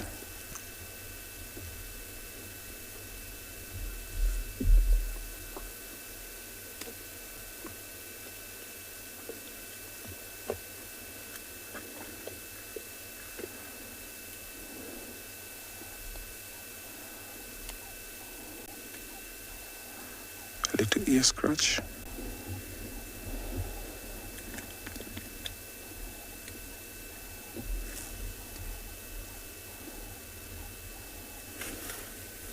Megan, thank you so much for your question.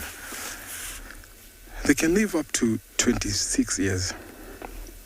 But sometimes we find that females will always live longer than these bulls. You find that sometimes, because the females never leave the natal herds, so all the bulls, when they become old, they always pick a spot where they get to rest and spend the rest of their time. And so this can fall victim to lions, even hyenas. Because females walk in very big herds, sometimes they also protect themselves. So their lifespan is about 26. So that is one very nice lifespan, actually getting to spend in this kind of terrain.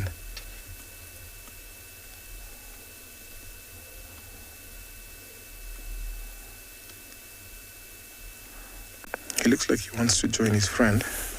So let's see if he'll walk out, or maybe he wants to still stay in the water, because actually that is a very nice jacuzzi for him.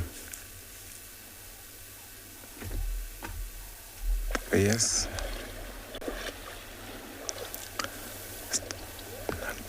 Little stretch.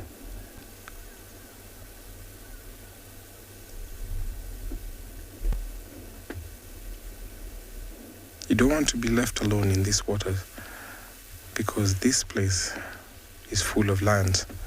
So if lions come and surround you, there's no escape. So he needs to join his friend.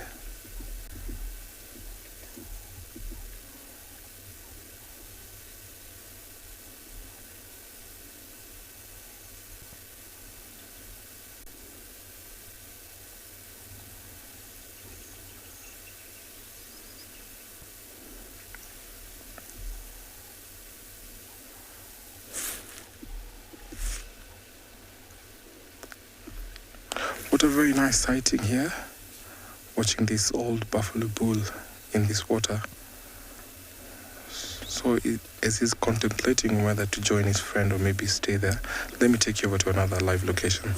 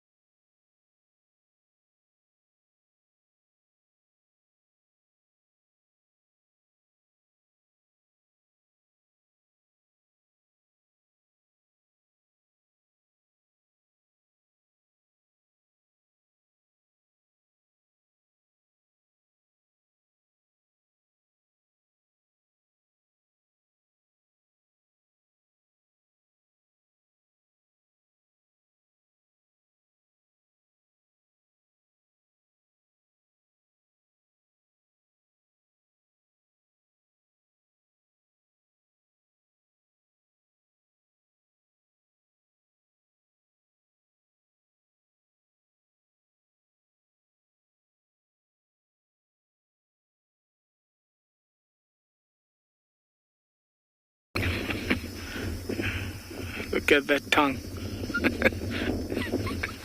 Oh, Dave.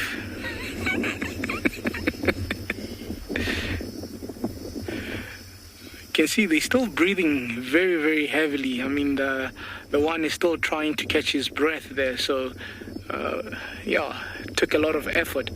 I'll try cool down a little bit, and he might go join. But everything has to happen very quick for these guys, because they never know what competition could be around. So they're not going to waste too much time trying to cool down. Soon enough, they'll both be feeding, just to try and get those bellies full before anything disturbs them or tries stealing the kill from them. And also because it's close to water, it means anything could be coming to drink.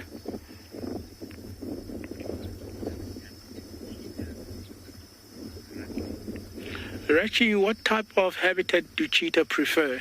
If you look at a cheetah is a speed animal. So for them to attain the speeds, or to achieve the speeds that they reach when they run, they need very open areas. So you do find them in sub-arid areas like where we are at current. You do find them in grassland savannas, where it's just grass and a few big trees here and there.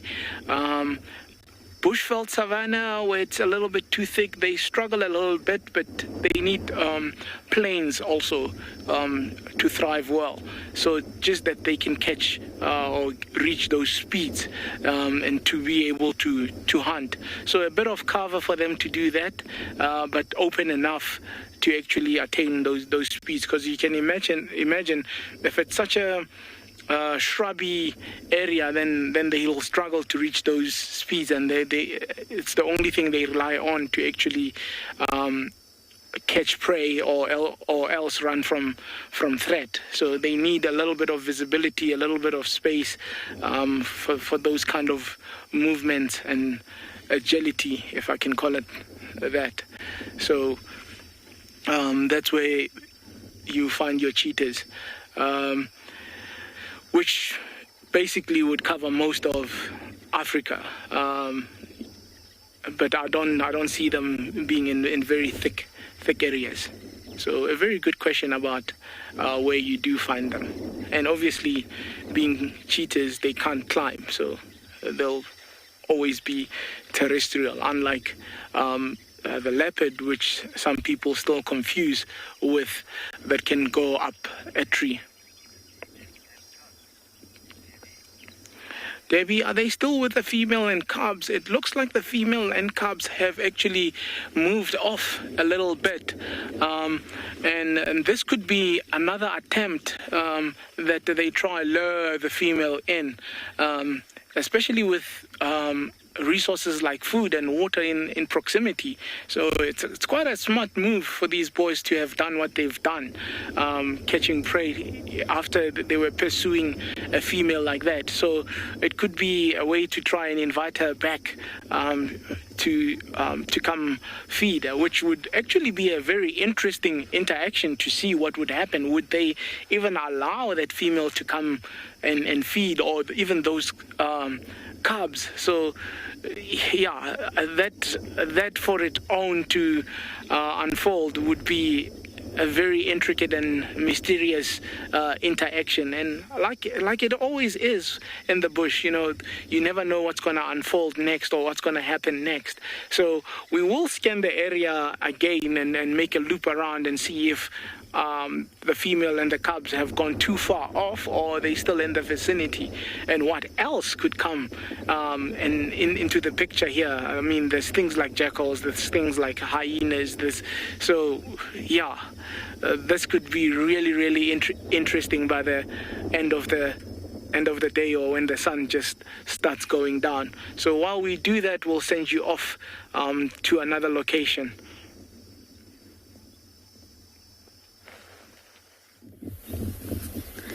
We have just been following this monitor lizard, and it's been incredible. The lapwings had a complete standoff with it, then decided to start dive bombing its head. Look, I don't know, that's not a lapwing, is it?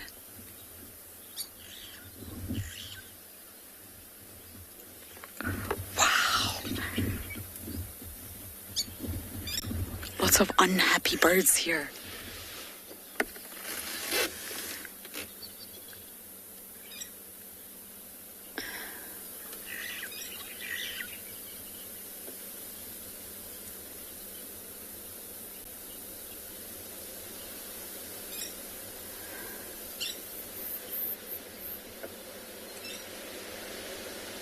Look at its movement, that sort of catwalk swagger. It's the most energy efficient way for an organism with this body design to move on land, with that heavy, heavy, powerful tail that normally acts as a rudder. It's not easy. They're not entirely equipped for land. Long claws. They've got to kind of lift up their feet rather than drag their feet.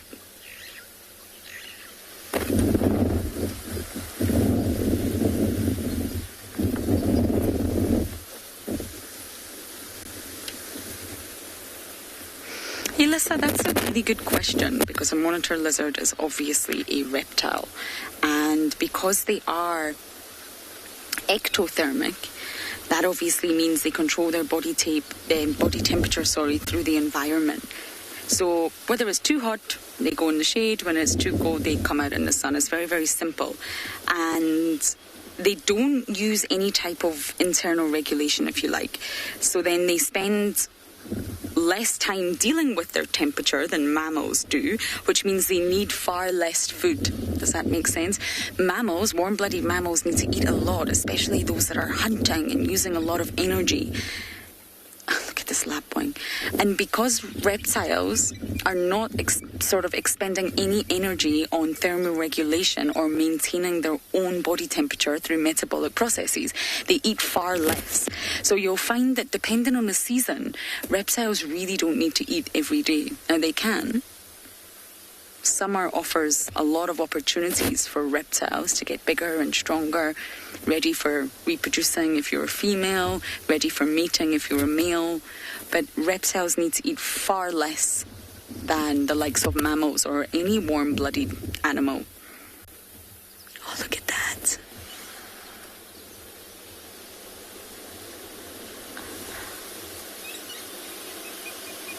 Wow. Is he drinking? How sweet.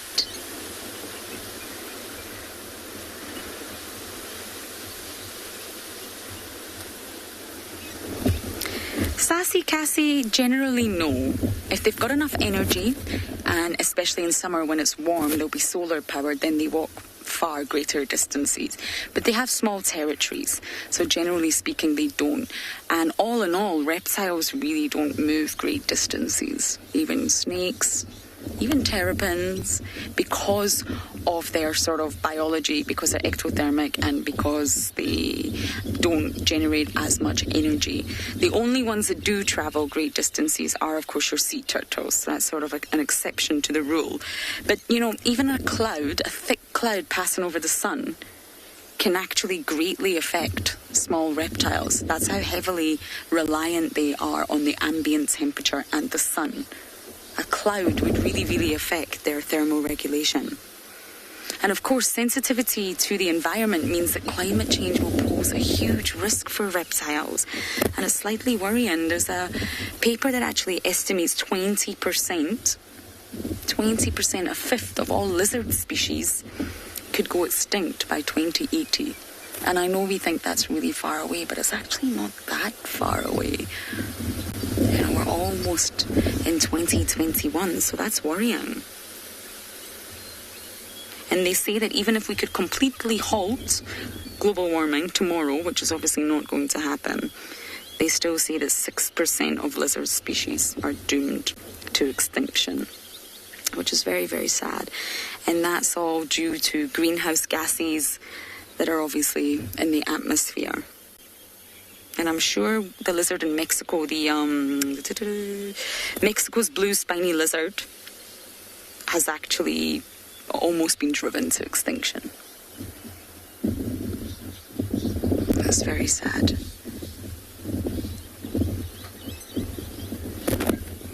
So Sassy Cassie's walking away for you. It looks like he's walking far, but he's really, really not. But we're still going to sit here at Chitwa and see what else comes by.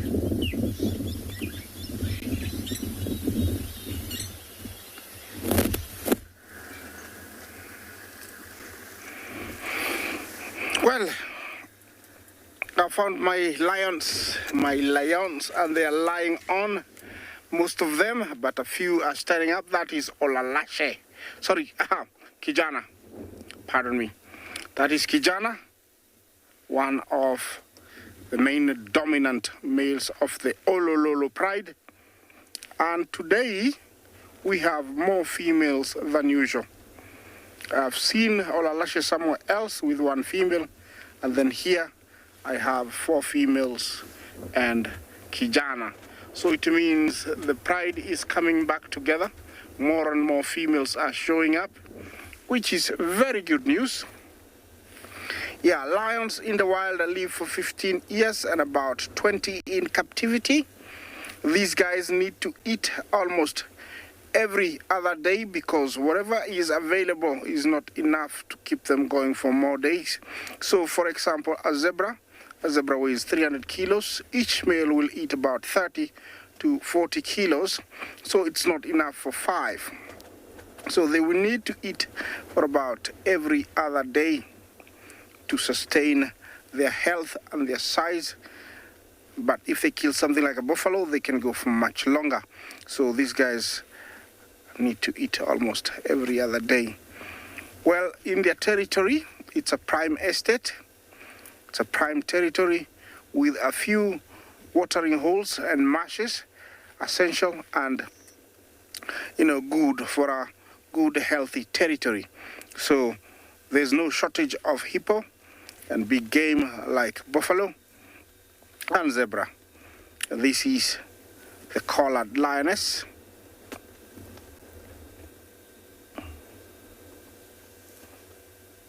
She's one of the old girls of the Olololo.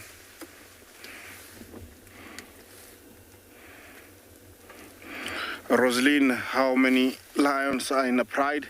It differs from one pride to the other. If that's what you're asking, it differs from one pride to the other. Already we know that in this pride there is about 6 lionesses and 2 males. There used to be 9, but there is one that's split and left.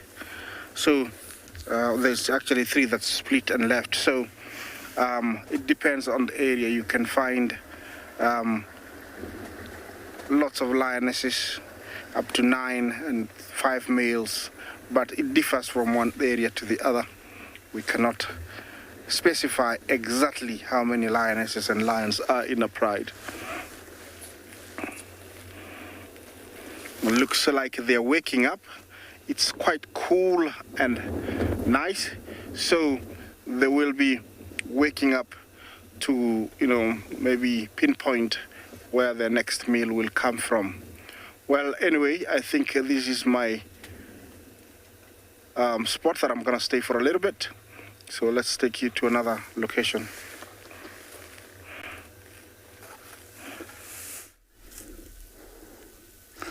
Welcome back to the other side of the Mara, where we have a lone hippo bull who seems like not very happy. That's an aggressive display. Keep off, don't get any closer.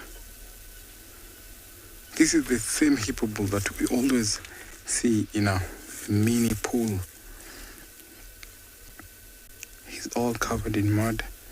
It's dinner time for this hippo, so he was walking out of the water to go and graze. And it seems like he's not determined to carry on. So he's slowly heading back.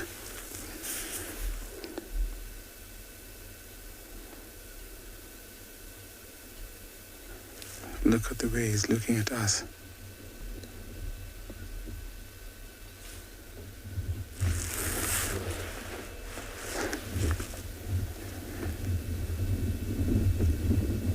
So this bull was once ousted out from the river, and because he was fought over by a very big bull, so he came out here and he sought refuge in a mini pool. So that's where he gets to spend the rest of his time, and that's where we always encounter him, where we always see him, in that small pool.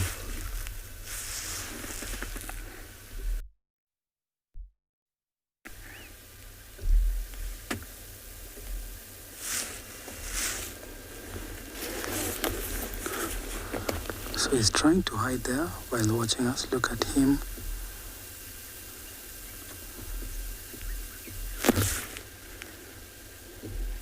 Very cool.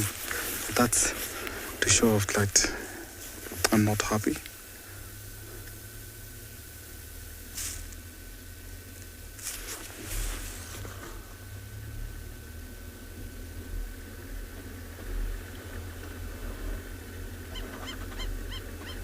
So if you look at his back, he has scars that have already healed. That tells you that once upon a time, he had a very big fight.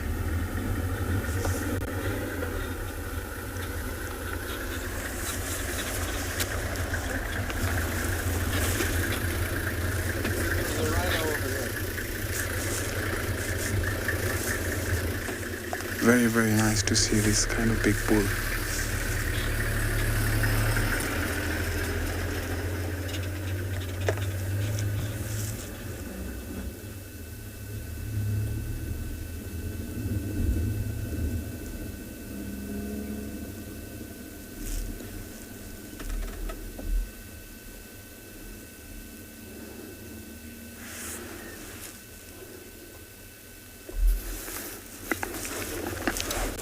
Benson, thank you so much for your question.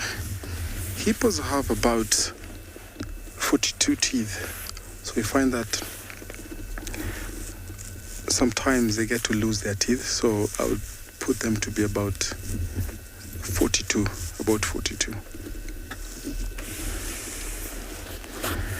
But during the fights, you find that those big cannons sometimes will break off because of seeing hippos fighting, and you find that those big cannons get to break off as they always try to bite each other. You saw how big his mouth was when he opened, so that is one of their most defensive display when they come across other big bulls.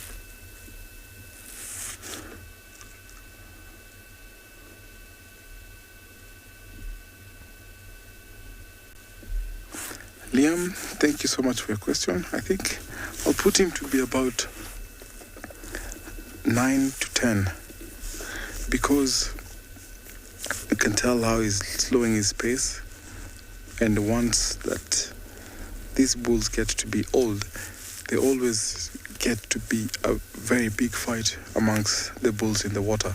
So you find that to be ousted out, you have to be old. And sometimes you find that the younger bulls also get ousted out of where they will be, especially when it dries up like this. When these pools or when the river water levels get low, you find that there's always big fights. And because everyone is scrambling for space.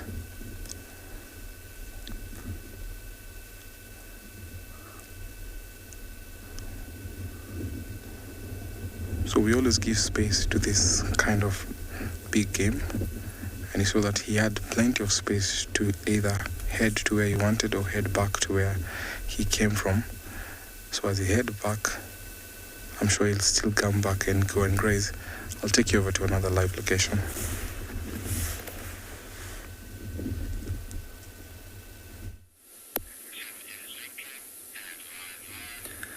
So warm welcome to andBeyond in Ngala. We're just sitting here with a herd of zebra, and you can see how the sunlight is like falling on these zebra. Especially look at the mane, and you'll see this youngster here that's quite fluffy in comparison to the rest. There's quite a bit of golden colors on that one, and a beautiful landscape. This is an open area we crossed this morning looking in search of some ostriches and wild dogs and possibly cheetah. But of course, zebra being my favorite, they always get a bit of a mention. So I'm Nikki, I'm going to be your ranger for this afternoon, and on camera we have Owen. So as we were going down, we're actually heading down into an area to go and see if we can find some of the male lions that we saw yesterday afternoon. They were seen this morning not too far from where we are now, but because it's warm, we want to spend some time with some of the more common animals, and then later on, as it cools down, start heading towards where those lions are.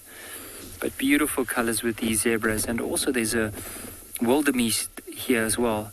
But I just wanted to go back, just look at each one of them has a very specific stripe pattern.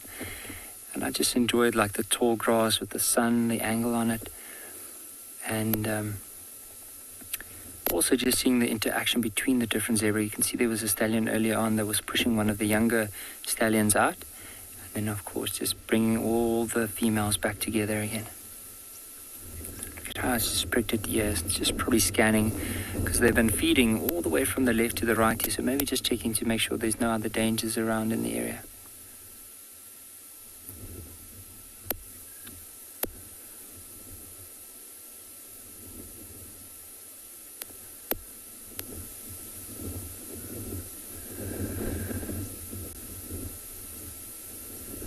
How incredible is this? Just seeing the colors, especially around the mouth. See how black it is, and then quite a few like small, more faintish stripes, and then you get those broad black stripes that run along the neck. You can just hear them as they pull the grass. I'm trying to see where that wildebeest is. So there was a lone wildebeest that's with the zebra, and one of the reasons he's with them is because of safety in numbers. The other thing is they eat different levels of the grass. So this zebra will tend, and all the others will tend to eat the taller strands of grass, opening it up for the wildebeest to eat the shorter grass.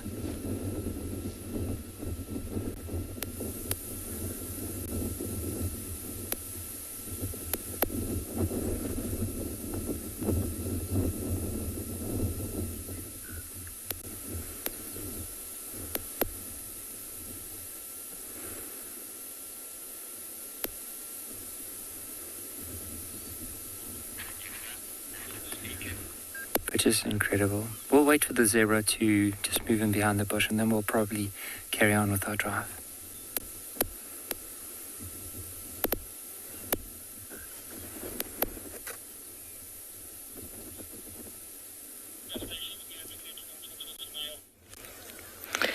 Welcome back to andBeyond Phinda Private Game Reserve. When last you were with us, we were watching that beautiful elephant walk off into the distance, and that's exactly what he did. But we did come across a sign of one of our other large mammals. You can see we've got a dung midden here, and you can see the difference in color in this patch of dung right in the middle.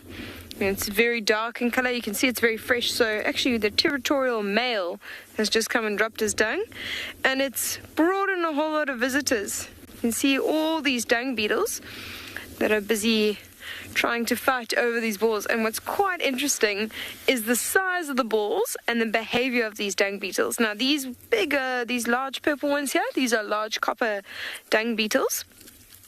And they are what we call rollers. You can see that they are building these balls, and in fact here's one rolling it off at the moment. There's one trying to to steal it, which is what most of them are actually doing at the moment, instead of putting in the hard work themselves. They're busy. Look at them, they're having a proper fight over it. The one on the top has got the right position. You know, he's going to try and flick that other one backwards and try and get him on his back so he has enough time to escape. It's really quite entertaining. You can sit and watch these dung beetles for hours because they're so funny. Yeah, and if you go back into this middle, there's this huge wall going on here. I can't even tell. There's probably like 10 or 12 dung beetles fighting over this one ball of dung.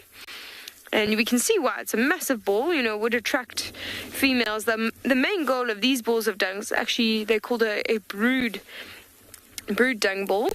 So they will try and attract a female with this ball, and then they will together lay one single egg in that ball of dung. And when that egg hatches, it actually feeds on the ball of dung. So the larger the ball of dung, the better chance that egg will, or the larvae will survive having enough food before it's grown into a fully fledged beetle. So that's why they're fighting over these larger balls. It's so funny to watch. Now you can see the pile of dung behind me. It's actually moving a little bit.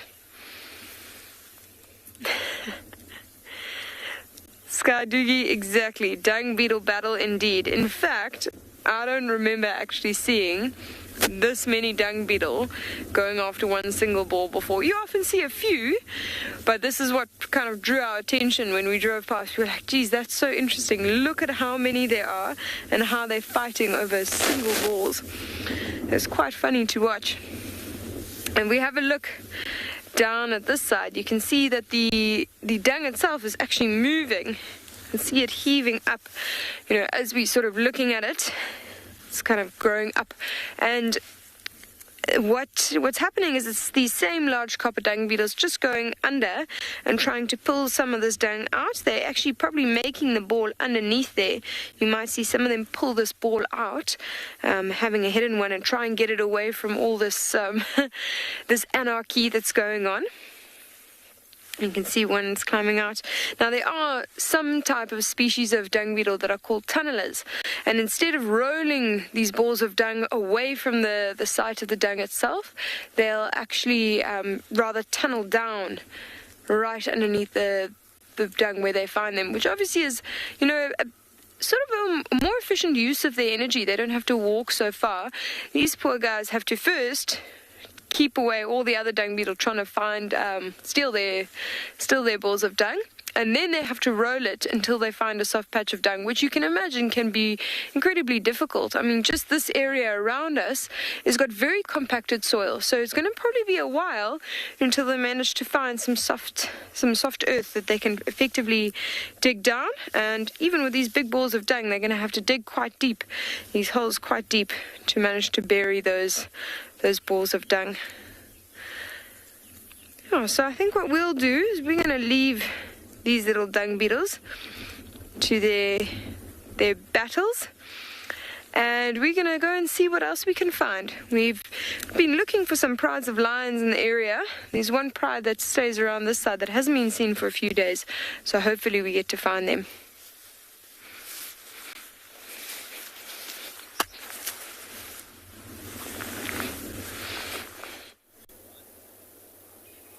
My attention was arrested briefly by the call of a virtual starling, and it wasn't shouting at this Blokopkochomandar or blue-headed triagama.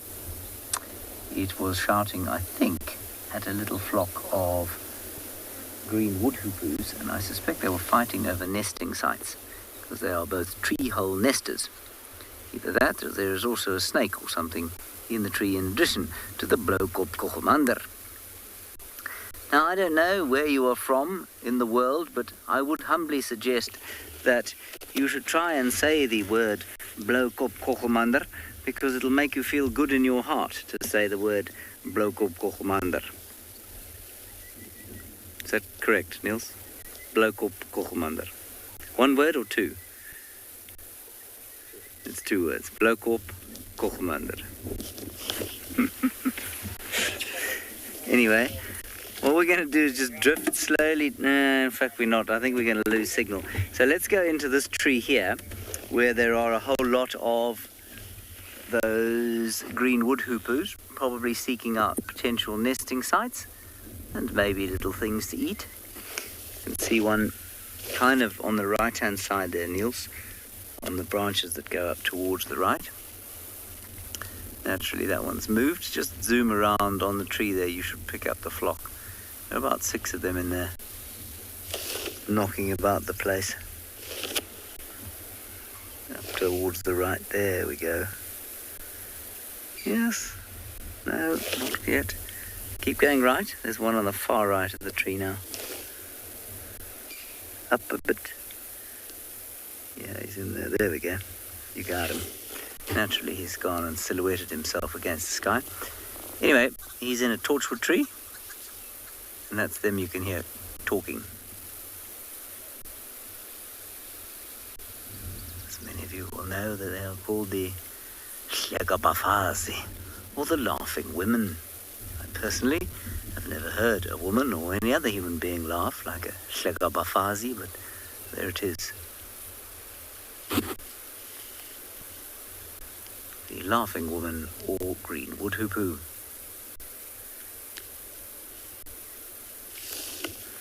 Unfortunately, I cannot drive from here because I'm 99% sure that our signal will hit the pavement, and that'll be the end of that.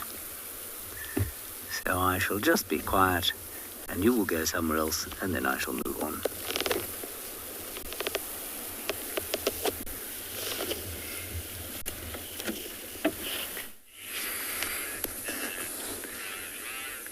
How incredible is this? One of the rangers, not even 200 meters from where we saw those zebras, found this leopard up in the tree.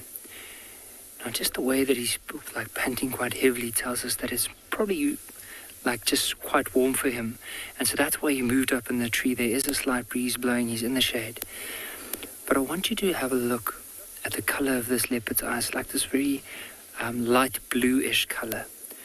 Now, for some of our viewers that have been following us for the last few months, so this is one of the males that's referred to as the Tswalu male. So he was born in the drainage line, referring to the Tswalu drainage line that's not too far from us. But you can see he is staring off to the back. Now, there were some impala early on that he was looking at. And it might be that he's just using this also as a vantage point to look at them and see if they do come closer.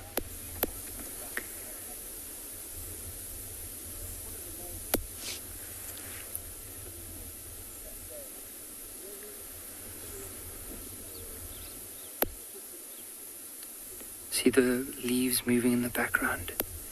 Imagine just being in the shade on top of the branch there, how nice and cool it must be in comparison to lying down in the tall grass, where necessarily you might not get a nice cool breeze blowing over you.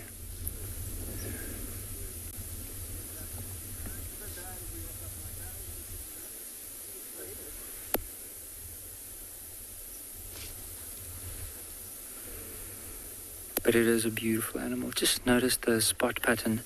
Like if you look around from the ear down, there's not a lot of spots. It actually fades off, and there's just like this line of spots there, and quite a lot of white in there. But if you go towards the belly, look at how those spots turn into rosettes. So a bunch of spots with like a brown patch right in the middle fused together.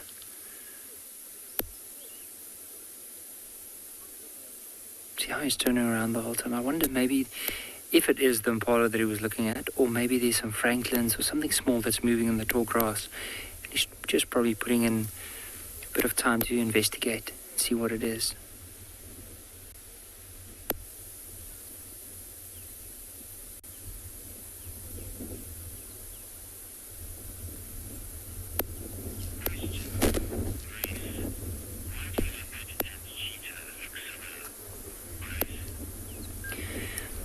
Grace, they do look similar in many ways, but if you look at the cheetah in comparison to the leopard, so let's say those cheetah that were seen at Tswalu Kalahari, you'll notice that in order to compensate to be the fastest land animal in the world, the cheetah had to give up something, size and strength. And because of that, they had to drop quite a bit of weight in order to be lean and quite fast. But now a leopard would almost be like if you had to find the combination between something as big as a lion that's completely strong but that doesn't have the speed of a cheetah, and also something that's not as small as a cheetah, something in between. You'll probably be looking at the leopard, because pound for pound the leopard would probably be stronger than that of a lion. I've heard about leopards before, especially young males or some of the older males, but really nice and big, that's capable of dragging their own body weight and slightly more into a tree. I think the biggest record I've ever heard about is almost a 100-kilogram giraffe. So that's a 200-pound giraffe that's been dragged up a tree by a leopard.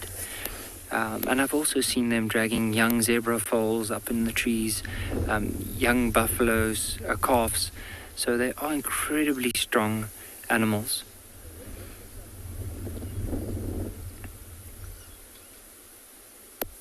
But also another difference between them is like, so cheetah is the Hindi word which means the spotted one. And most of the spots on a cheetah, so you see around the face of the leopard, around the neck area, so the cheetah will have those spots.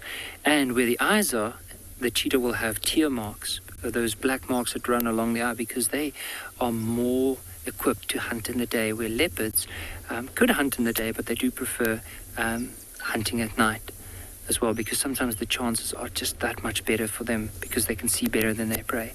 Whereas cheetah, again, on the other hand, they don't want to hunt at night. They do in some areas, especially over full moon and that, and it's just general behavior. However, if they do move when the other predators are moving, the chances are more likely that something like a leopard or lion could kill them. And so they try and avoid when these bigger predators are moving, the bigger cats. Just look at the size of this one's teeth. You can see he's panting quite heavily, his tongue going out of his mouth, back in, out, back in. Look at the way that his neck is moving as well. So he's just, by panting like that, he's just trying to lose as much heat as he possibly can and cool down.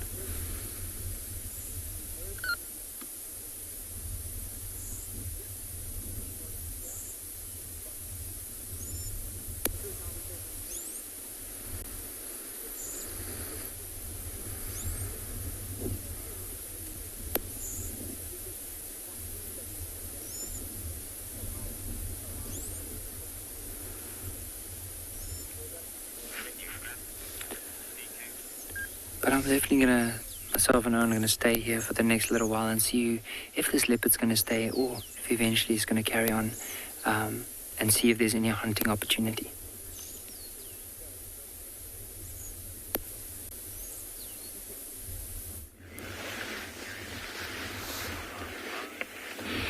Back to our two male cheetahs. The other one has just joined into the action now, creating a bit of space there on the rump, and working that space, just trying to get all to the juicy, meaty parts.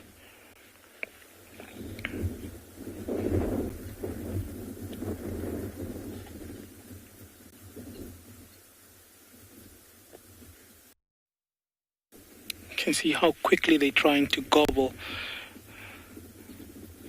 Second one trying to work the skin. It's a little bit tough, especially for their teeth and for their biting power, which they don't really have much of a biting power. So they're trying to actually use the other one as it feeds to try and tear that skin.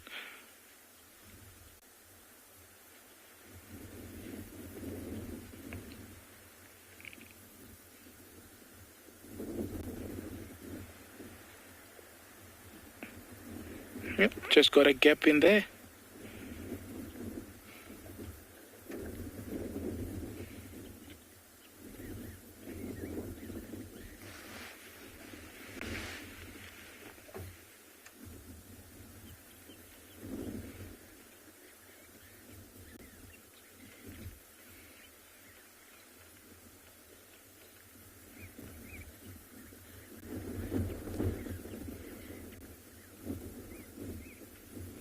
It's really tough for the second guy to get anything going there.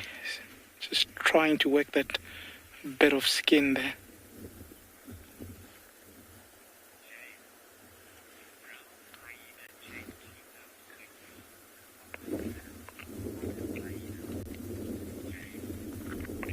James, do brown hyena chase cheetahs off their kills as much as spotted hyenas do? Sure, that's a bit of a tricky question, but very interesting. I like these kind of questions. Now, think about it in demographically as to the species involved. Now, with your brown hyena tends to be a more solitary species, whereas if you look at your spotted hyena is actually more in clans. And then the second part that you have to look at is your spotted hyena is actually much of a hunter than your brown hyena. Your brown hyena is actually more of the scavenger than your than your spotted hyena. So in terms of pound to pound, your spotted hyena has bigger chances in scaring off these guys, whereas your brown hyena, on the contrary, sometimes would wait its turn, especially when there's like two males like this and it's on its own. It might come in proximity, but then it's 2 versus 1, and pound for pound they almost the same size. It will try raise its hair and try intimidate, but sometimes it doesn't really work. But if it's a female cheetah, on the contrary, and it's 1-on-1, yes, then the brown hyena has an upper hand in that sense. So your spotted hyena, hands down, have the upper hand on cheetahs, given both male or female. The spotted hyena would have a much upper hand. But in terms of how often it would happen, that would also have to depend on the density of those species. So, I mean, in places where density is higher with brown hyena, you're going to see more interaction with brown hyena, obviously, and vice versa if the density is higher with spotted. So to say how often becomes a bit of a trick question. But I hope the way I've dissembled or decoded everything answers your question. But a very interesting question in how you worded it and how you wanted to find out in the 3 species involved there. Yeah, very, very interesting. And sometimes you do actually get both spotted and brown hyena in the same carcass, and then they would both chase, let's say, these cheetahs off, and they would have a bit of a squabble, and obviously then numbers come into play, and the spotted having the numbers in most cases then wins. You do sometimes actually find very strange interactions where I've seen both hyenas feed on one carcass. Not something small though, but yes, big carcasses, you do sometimes find that. You also sometimes find jackal also in the mix, where the hyenas could be busy feeding in the hind quarters there and burying their head inside the carcass, while the sneaky jackal comes and feeds somewhere around the head, while the hyenas don't see it, and so on. So yeah, these interactions do happen out in the wild, and that's what keeps it interesting.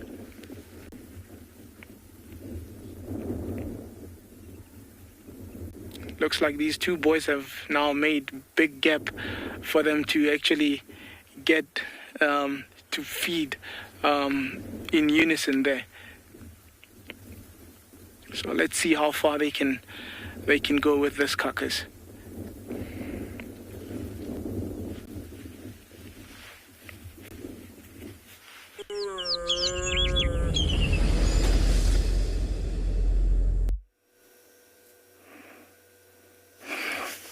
Well, I don't know how much they'll eat, but my lions here have eaten, I think, about 2 days ago.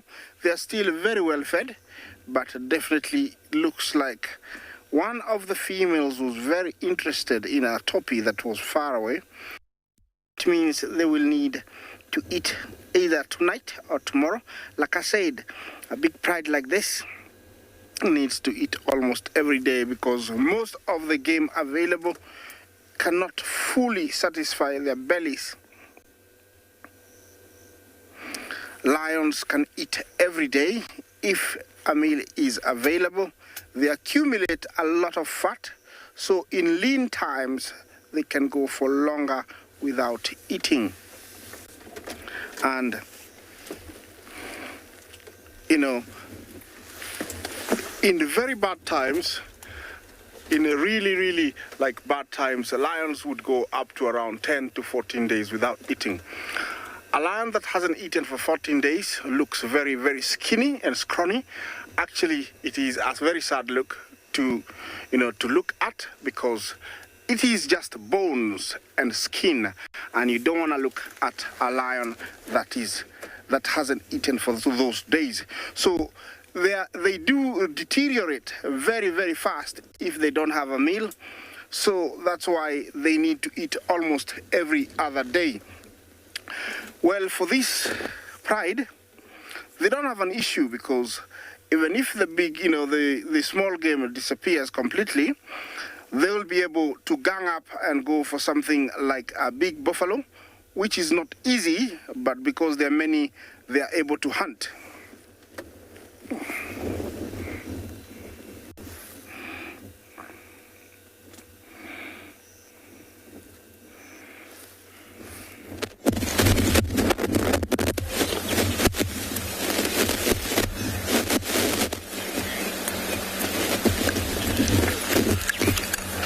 Came across 2 hippos here in Vulture.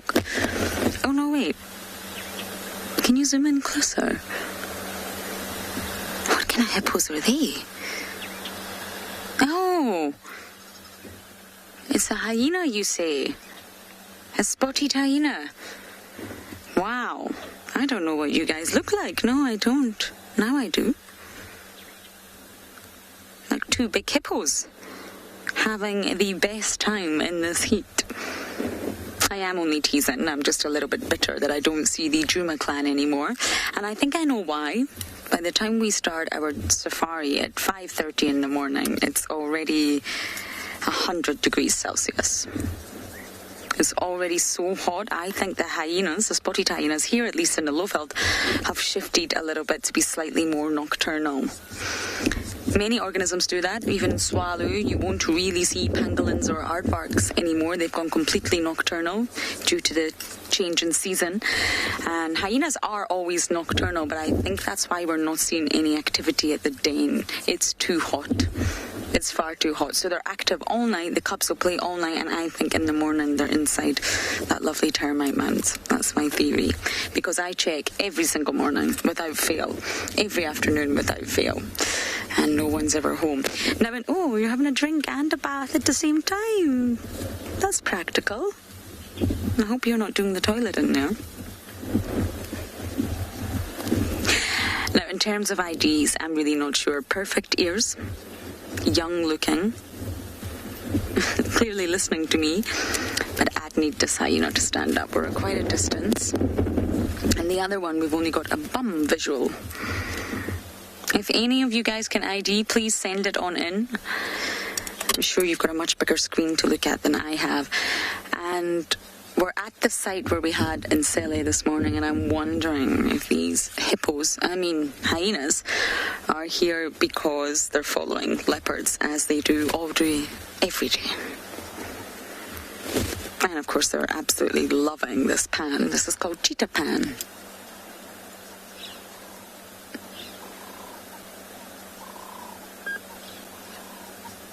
If I was an animal out here, that's exactly what I would be doing. I would lie like a hippo all day. Now it is starting to get cooler. There's a lot of relief. We've managed to sort of come out of the shade ourselves and start exploring. It's so nice to see hyenas. It's been so long for me.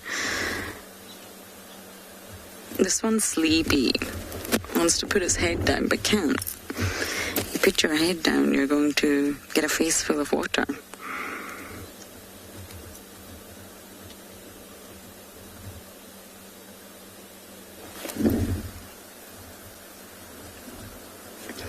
We could try and drive round a little bit to get a look at the other one, but I really don't want to disturb them. They look so comfortable and relaxed.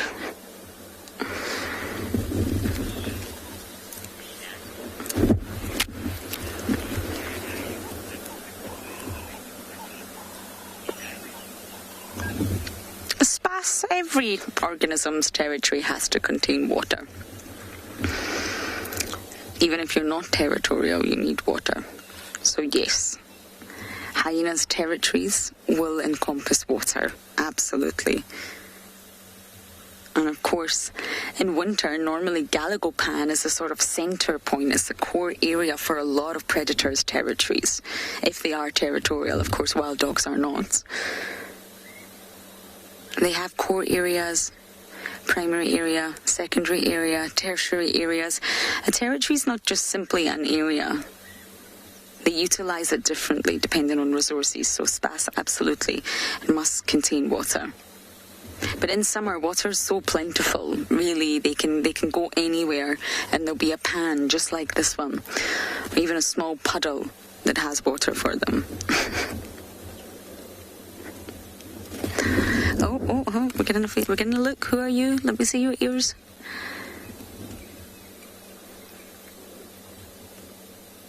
It's definitely not ribbon.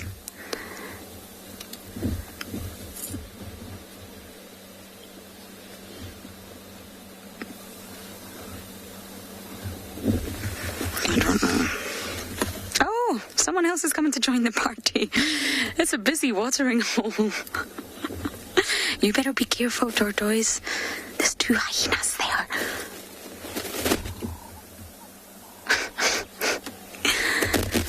It looks like he's also having a drink. Remember, I mentioned earlier, this is a leopard tortoise.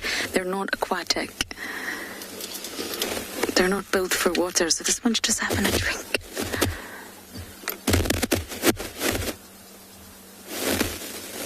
Should we try and reposition? Okay, we're going to try and reposition. I mean, most of the hyenas around here are fairly habituated. I don't think by us just moving slightly we're going to disturb them in any way.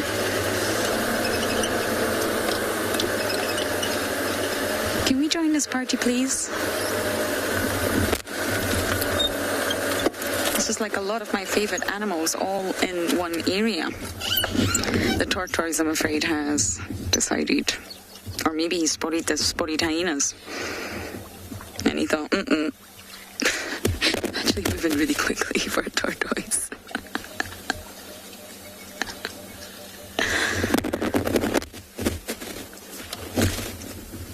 Oh, somebody's up.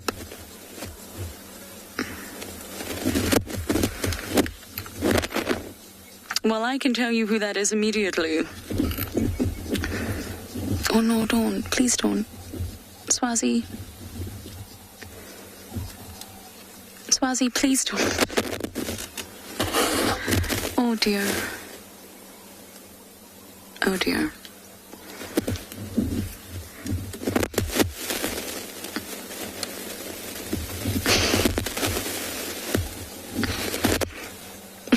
I don't know what to say then, Swazi, everyone. He's obviously got dinner. Okay, I'm going to reposition it. It may take a while. We're going to have to go right round to the other side of the pan.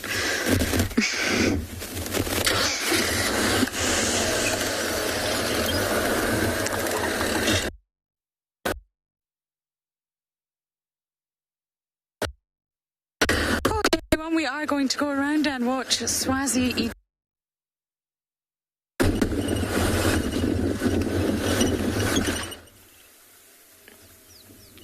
Sounds like you are all watching the most amazing scene unfold. I'm actually pretty jealous right now. I've never seen hyenas swim, nor have I seen them go after a leopard tortoise. Shame you see these two buffalo bulls are now paying us a bit of attention. They've been having a small little play fight, the two of them, and I'm hoping that they'll go back to it. But I seem to have distracted them as I started talking. Suddenly stopped and had a look at us. The reason I said that they are bulls, I'm sure you can see that very thick sort of casque that's stuck right in the middle of their horns. If you look to the two on the right, you can see that there's not such thick horns that go over the top of the head. So the females have much smaller horns, and they don't have that massive bulge on the top of their heads. And those two young males, what they would be doing while they would be play fighting is they need to establish a little bit of a hierarchy amongst the males within a herd. In fact, there's a hierarchy amongst both females and males. And the males, obviously, the higher ranking they are, the higher the preference they get when mating with females, and they'll also be able to mate with the females that are higher ranking. And the benefit of that is that the females that are higher ranking are generally in the front of the herd as they're walking, which means they get better grazing, ones that aren't trampled on, and also they're at lower risk of predation because lions will often stalk along the back of the herd. Stand by, Brendan. So you can see they're busy all chewing the cud at the moment.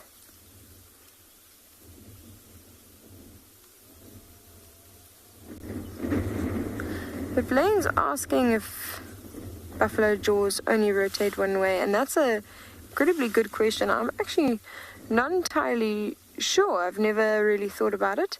But let's watch for ourselves. If we have a look, I can see that both those ones that are chewing right now, let's have a look and see if they go a different way. It does seem to be going down at quite a prominent angle, down to the left and then back up to the right. And the one on the right is doing that exact same sort of motion. No, it's just swapped. Okay, all right, we've just answered your question, Blaine. There we go. You can see the one on the right is rotating both left and right. That was an incredibly interesting question, and I'm really glad you asked it. Amazing kind of observations in the way that you look at animals quite differently and based on the questions that people ask. It's wonderful to get others' perspectives and start looking at them and thinking about these things that you've never actually wondered about before. You can see that this whole herd, if we look at all of their backs, there's a lot of dried up mud. And what's happened is there's some puddles behind us. There's large puddles of water that have gathered over the heavy rains we had about a week ago, and they've clearly been mud wallowing, even though it's not the hottest day. I think earlier they were probably enjoying that mud. They do love to mud wallow, and of course it also acts really nicely as an exfoliant for their skin. And I think what we're going to do, they're going to carry on feeding, and we are going to go and see if we can find the pride of lion that we were with earlier and see if they've moved yet.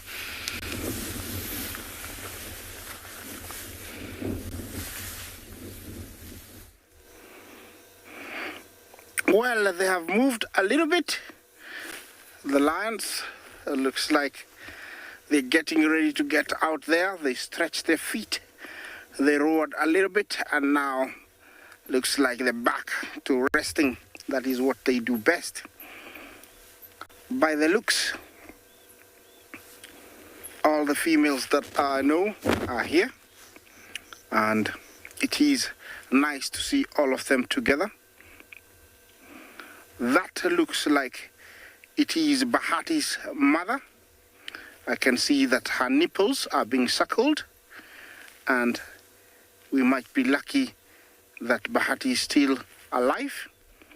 She's definitely the one, but I haven't seen Bahati. I don't know if he's hidden somewhere, but we still have to find out about him. Yeah, it is nice and beautiful. I'll just give you a few seconds to listen to the sounds that are around.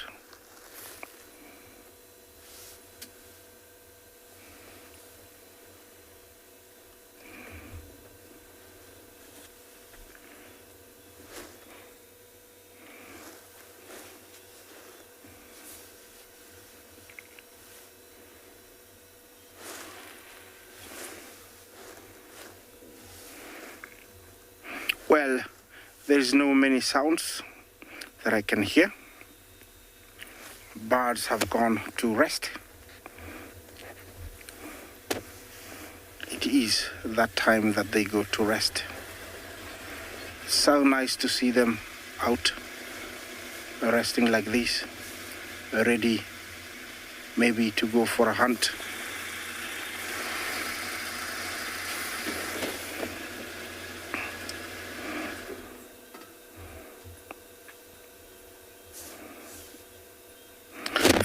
Was here a few days ago.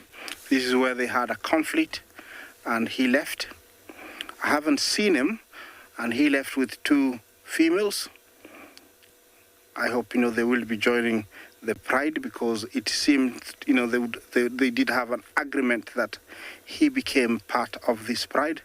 But as I said, definitely when they meet again, he will be given another beating to be welcomed. And I don't know why he left. He would have stayed. He should have stayed. It would have been easier. It would have made things easier. But I think he chose to go with the lionesses, because if they found something, then he would have, gotten a meal. Yeah, they're all coming this way, which is nice. You can see that they're not that hungry, but they will be needing a meal.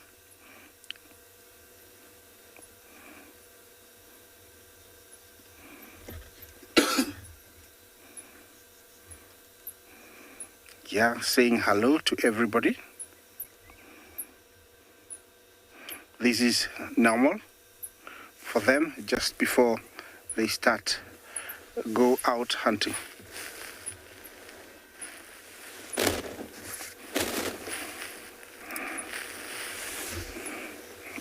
It's a beautiful light, as you can see.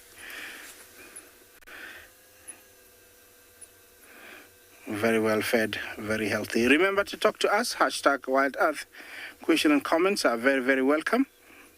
It's a beautiful time of day when all these lions and lionesses get ready to go out looking for something.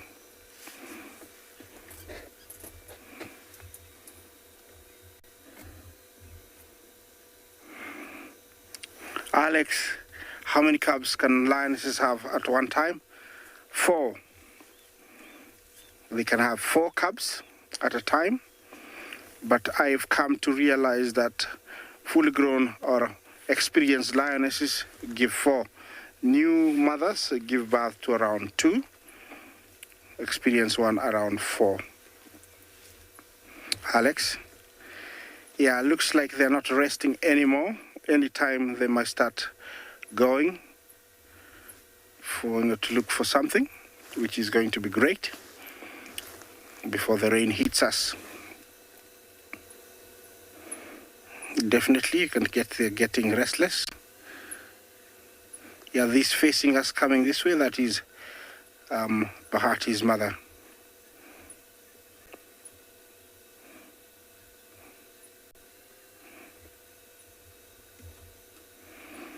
DG, Jumbo, how are individual lions named? It depends with character, depends with whoever decides to give them a name. Like Olalashe. Olalashe means friend in Maasai. So whoever named him, maybe he was very friendly to the other lionesses and lions in his original pride. And so he was named like that. Kijana, it's a name for a young man in Swahili, and that's what we've named the young male. But soon he's going to be old, but it has stuck, so he'll be called that, Kijana. These girls here haven't been named just because they have so many similarities. Sometimes it's hard to differentiate, but we are starting to pick up names, so we'll be naming them depending on their characters. Some of them are called according to maybe they have a notch in their ear, they have lost an eye, they have a kink tail, so that's how they're named. That's how we name them. Look like they've decided to sleep a little bit more.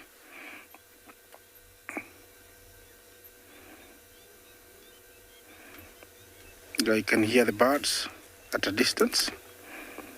Cocky francolins.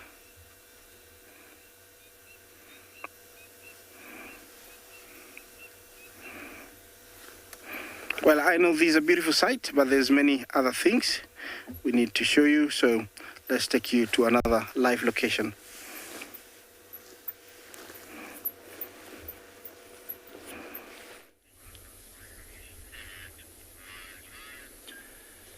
So this leopard hasn't really moved anywhere, but look at the colors on him now, especially with the sun setting.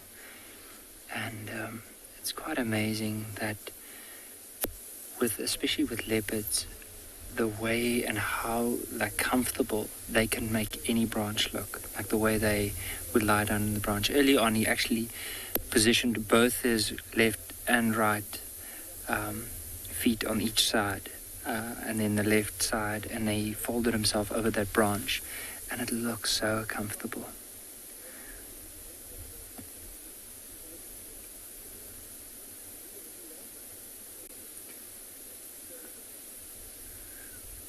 But he's still panting quite a bit. And I wonder when last he had a meal. Maybe it was a day or 2 ago. I haven't really seen him standing up, so I don't know how full his belly might be. And I don't know, maybe he's panting because he has a full belly and lying down on it. But combining that with the heat, especially from today, because today was nearly close to 40 degrees Celsius. So it was a really warm day. But I love the color of those eyes. This blue-green tinge. And then, as you follow the eye, just notice that white patch that leans towards the whiskers. See, he spotted something. I wonder what it might be. Maybe it could be a little duiker, maybe an impala.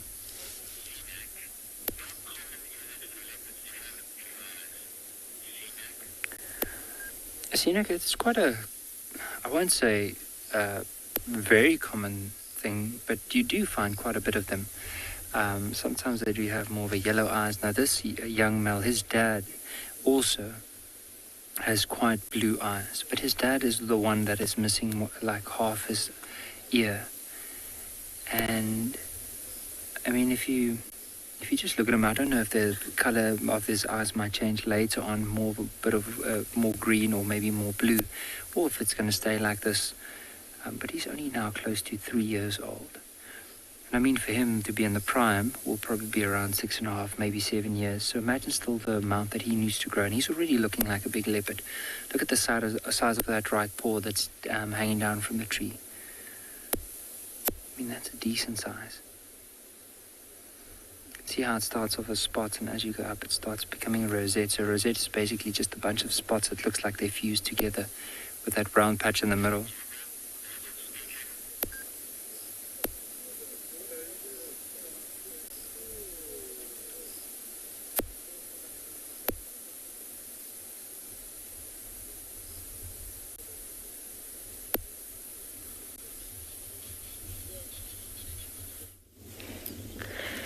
Welcome back to andBeyond Phinda Private Game Reserve.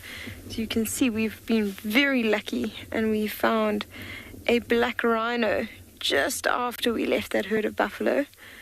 It's been giving us quite a show here.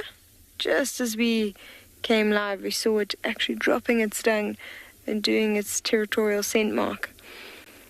You can see it's just disappeared into that brush, and that's why it's sometimes very difficult to find black rhino. You know, they are very highly endangered.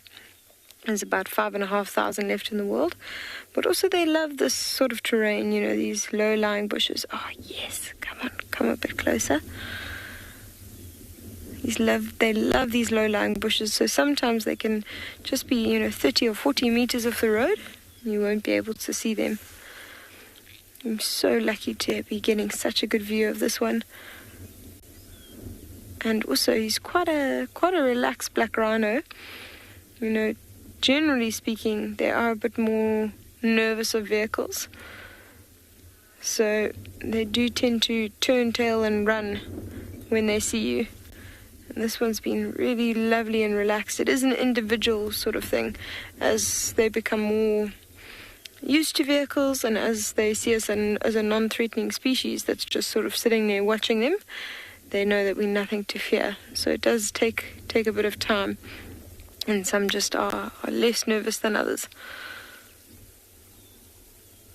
Such a privilege to see this.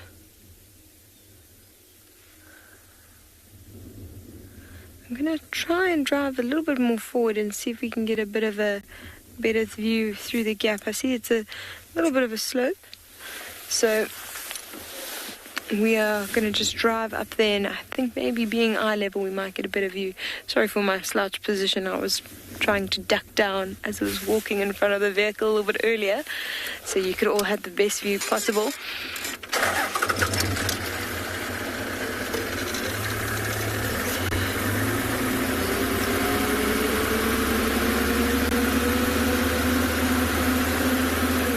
You can see he's just off to the left there.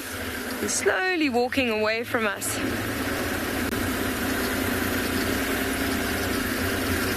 We might just get a great view through here.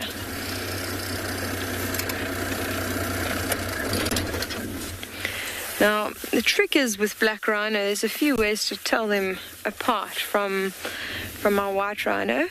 Oh, you know what? We've got a road right here. Sorry, I'm going to carry on.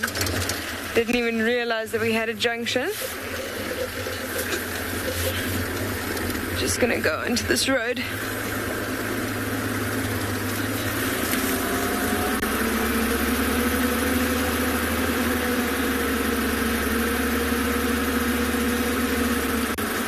can actually see his dung midden right here.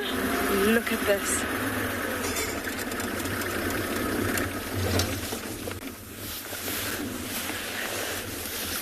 Completely and utterly relaxed with us right next to him. So the way we can tell that it's a black rhino is the first way that we spotted him was his back. Now if you have a look, there's a very prominent hump by the top of his shoulders, and then it sort of goes concave down and then rises again by his backside. So he's got a very prominent dip in the middle of the back. Now the difference with white rhinos, they actually have three humps. They have one in the top of the shoulders, they have one in the middle of the back, and they have one on their back legs. It makes sort of a W shape. So that was the most prominent feature. Then, of course, as he lifted his head, we could see how high he was lifting it, and the fact that he's got a pointed lip.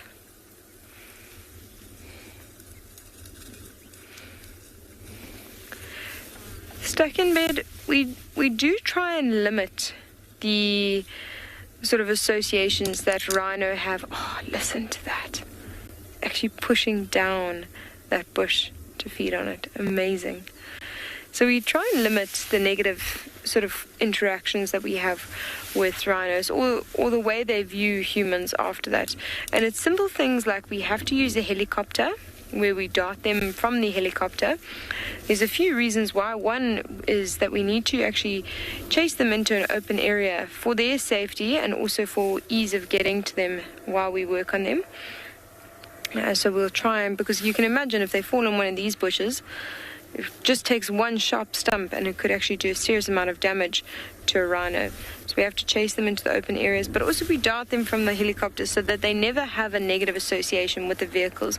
The vehicles are only involved in the whole process once the rhino has already been sort of darted and is already losing a little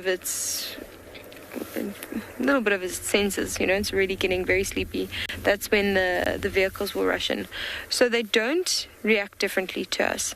I'm sure if we were to dart them from vehicles, they would learn to fear vehicles, and that's exactly what we want to avoid. But stuck in bed, that was a really interesting and well thought out question. So what this rhino is doing, very different to white rhino. Black rhino will feed on twigs and branches, just like we saw now. It actually pushed over these dead trees. You think there's not a lot of nutrients in them, but actually black rhino love to feed on these burnt bushes because it solidifies the nutrients in the bark and makes it quite like a sweet sort of taste. And that's why he's busy walking through and feeding on them. Looks like we're going to lose our view, so I think we're going to leave him to carry on walking through this thicket and carry on feeding. And we are going to head towards where those pride of lions were earlier today and see if they've gotten up and maybe become a bit more active.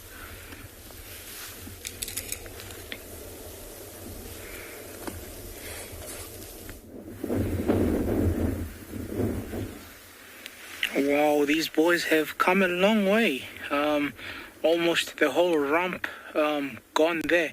But you can see they haven't really popped the stomach content as yet. Look at how bloated this kudu has gone in the last minutes that we've seen it. Just bulging up there. But you can now see they actually feeding on the hip bone, around the hip bone there. That's where around they're feeding. And look at how that male looks, full like a piñata. They've scoffed themselves up, and they really have to. Everything is against them, time, the sun, and so on. So they've done a pretty good job. Even if anything comes their way now, they've got a very full tummy.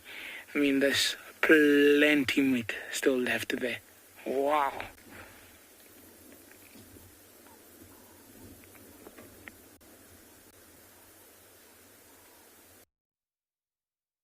The nasal drip on the kudu there, just showing that the stomach content is pushing everything back through the nasal cavity and the throat.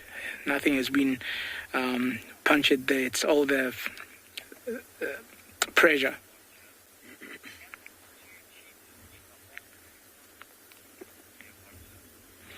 Dear watcher, can the 2 male cheetahs eat this whole carcass?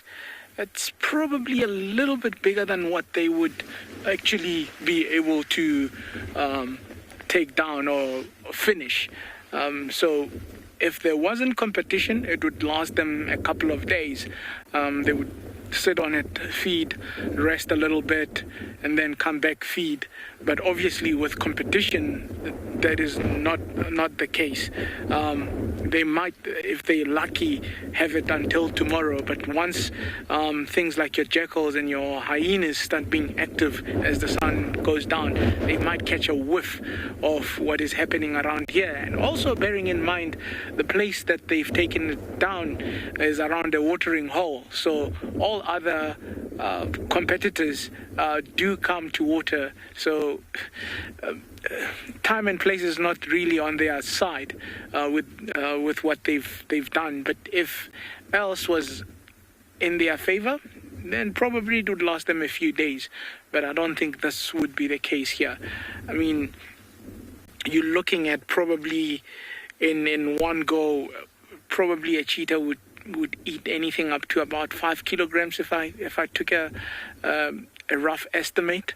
So you're looking at about 10, maybe 12 kilograms of meat that they would consume, which is really nothing for that carcass. I mean, that is a full-grown kudu, a female, that is, without the horns there.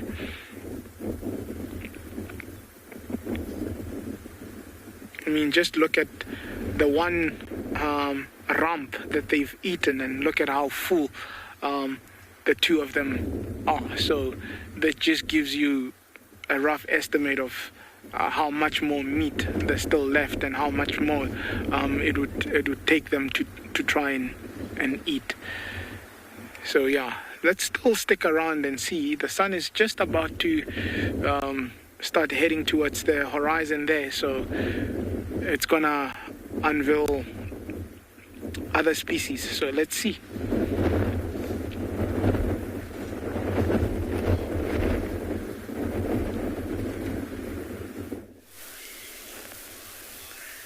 We've been having quite a nice wildebeest sighting here. They've been digging in the soil and kicking up great clouds of golden speckled dust because the sun is at the perfect angle. But now, naturally, as you've come to see them, they are behind the thickest bush that they could find. And now they are doing the dust-kicking thing again. Allow me to sneak forward briefly, and we might be very lucky to get a view.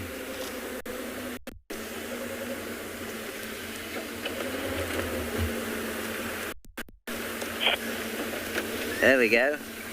Do it again. Come on, chaps. 3 wildebeest in the large clearings of Simbambali. Now, we've come to Simbambili today because there were some wild dogs here this morning. There were rumours of Hosanna the leopard. Well, not rumours, fact. Hosanna the leopard on Elephant Plains and way to the south of where we are now, but there was no harm in coming along to try and just have a look and see if he hadn't popped across. There we go. Now there's the digging. So that digging is a little territorial display. It's a bull that is marking the sand with his pedal glands. That's P-E-D-A-L, pedal glands. He's got glands between the cloves of his hoofs. And he's also decided to have a lie down and roll. And I'm assuming what that was, but maybe it's a cow doing it. I keep saying he, but I haven't actually had a particularly hard look to see what sex of wildebeest we are looking at.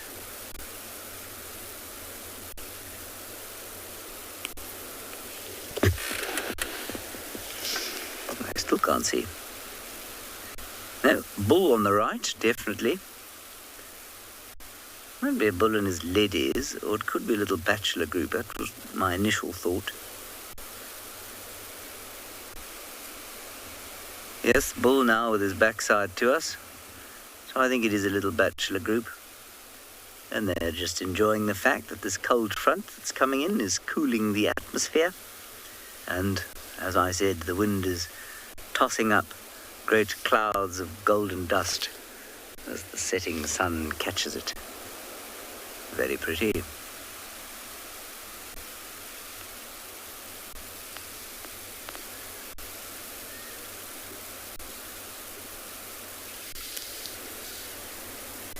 Yeah, it's become quite a blustery afternoon. But I must say, it's really nice to have the edge off that heat, which was pretty severe.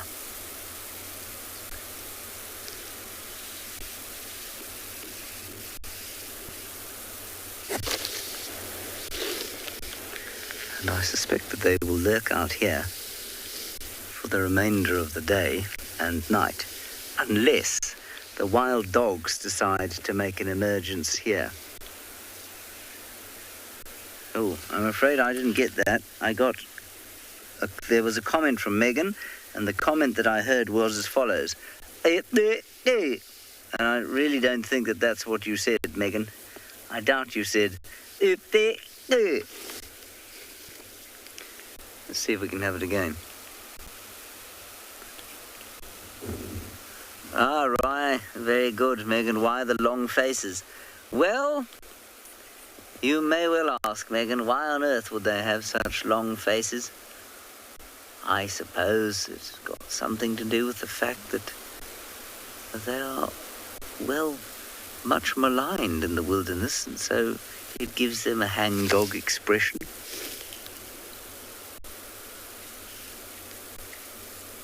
What is the old legend that the Wildebeest was put together after the Creator gave all the good bits to other creatures?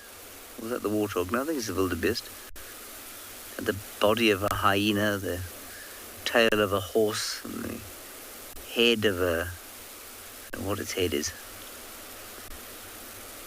Horns of a buffalo, something like that. I must confess that if you watch them, especially in a big herd of them in the Maasai Mara, that, you know, it's quite difficult to shake the notion that they are gormless, because they do an enormous amount of silly things. The leaping into the river for no apparent reason, the trying to get out of the river at places where it's utterly impossible to do so, the jumping into the jaws of a crocodile, a very strange kind of behaviour, and really they look at you with this blank expression and make that and carry on. But I suppose they're as clever as they need to be because they're a massively successful species. There, anyway. I am now going to continue into the setting sun and see what I can find in the west.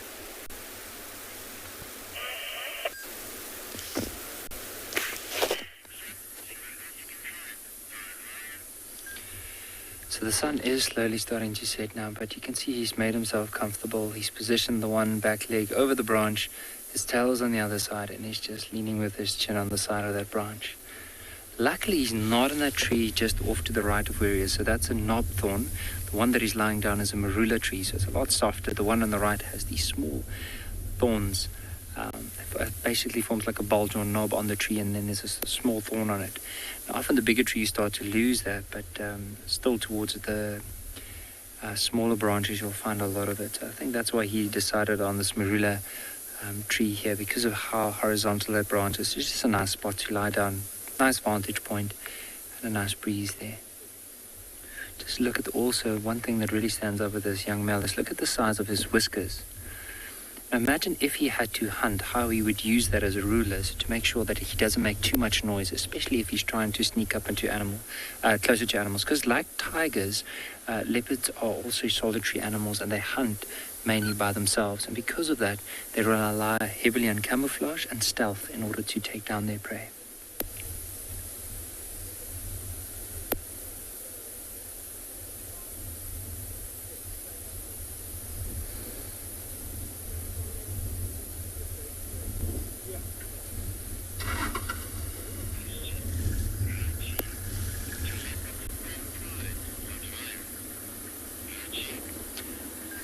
Rochi, so leopard don't really form big groups like lions, for example. What they do is they form what is known as, we refer to them as a leap. So in other words, it might be the mother and the youngsters that will join together and then form that leap. But you don't really find that different males or different individuals from a variety or like just from the same area that will join up together and form like a bond.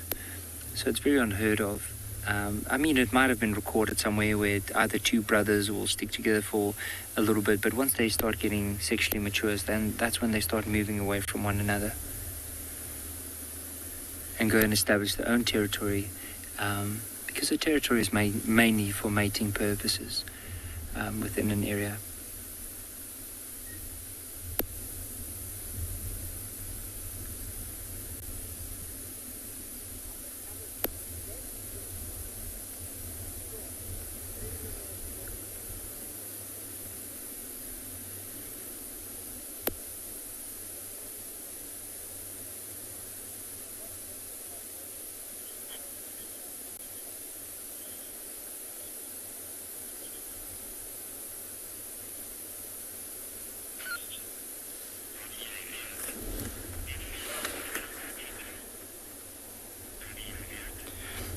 Donnie weet, there's no signs of Timbuti Tom at the moment. And we don't know, we haven't seen his tracks for quite a while, so we don't know if possibly something would have happened to him. Don't know if he might have been fighting with another male and got injured, or possibly even stumbled across the lion pride, because we haven't seen any signs of him, and which is strange, I mean, because, but also he won't be in this particular area here, so this Tswalu is more like bordering his father's territory. So his father's the one with half the ear, or a lot of the rangers refer to him as the half-eared male, and this is his territory here, moving across. So it's also maybe with Timbuti Tom possibly moving on or being pushed out by another leopard. There's a good chance that this one is still here and still in his father's territory until he becomes probably close to another year, maybe a year and a half, when he'll start being pushed out of this area, unless, of course, he takes over an area nearby. But still, his father would be the dominant male within this area.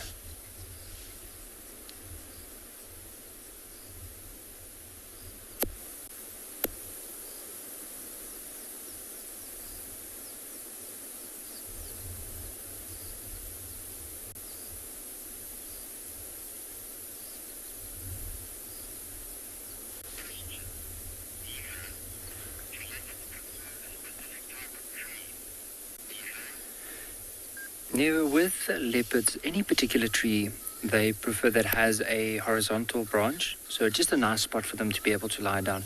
And of course, it has to be a nice smooth surface, because imagine now if this tree had a lot of thorns or a lot of spikes under it, like it would be really uncomfortable for that leopard, so it might not even go into it. However, sometimes they do drag their kills up into really dense, thick, thorny bush in order to try and keep it away possibly from some of the other predators, which you do find, but they won't necessarily lie down on the branch like this. They might drag it up, feed off of it, go down, find a nice spot where they can still watch it, and then whenever they're hungry, they'll move up, go and feed, and then move out again.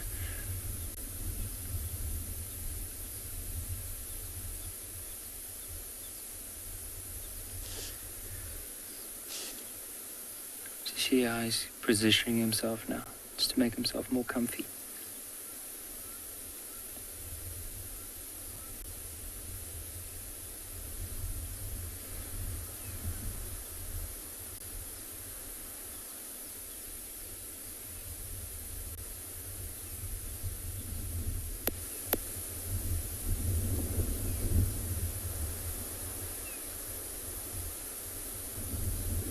You can just hear the wind in the background, how some of the branches and the nearby trees are moving.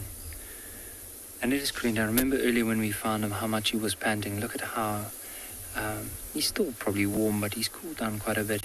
He's no longer keeping his mouth open, rolling his tongue forward.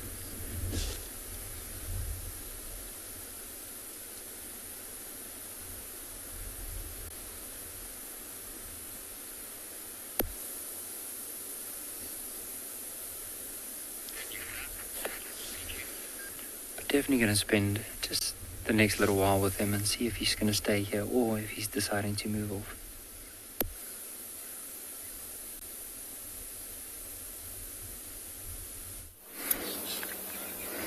We're just sitting. Whoa. You see that? You see that?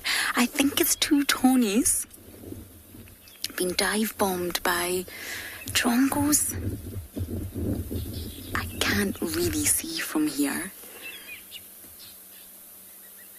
Wow, it's so nice to see two Tonys together. They've definitely got feathers going all the way down the legs. Those Drongos have been very brave. I don't think I would be that brave. Now, I've got a few updates for you. Swazi dropped a tortoise and let it be, and it walked away. So he did not eat the tortoise. He was clearly fascinated by it, but I think it was a little bit too much effort.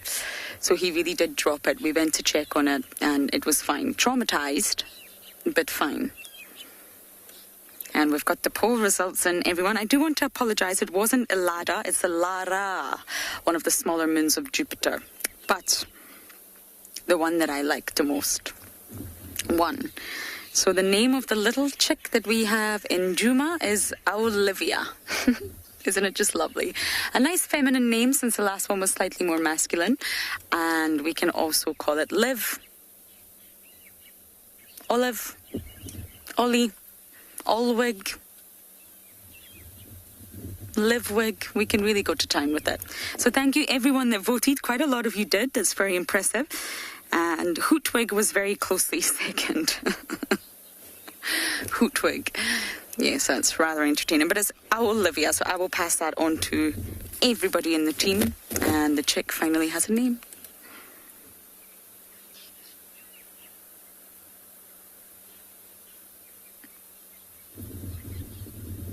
Drongos are so brave. Really, size does not matter. There's absolutely no sort of fear of those bigger birds. African harrier hawks, Tonys, battaliers, snake eagles. They will dive bomb all of them. It's a mobbing technique. All the Drongos come together and mob the predator, and they don't like it. Most of the time, clearly not in this instance. The larger bird, the raptor, the predator, leaves. And the Drongos get what they want. But it's normally more than one that does it. It's a sort of cooperative technique to chase the predators away.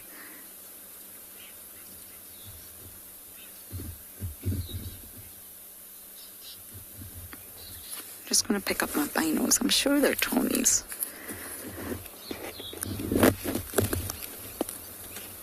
We are losing light now.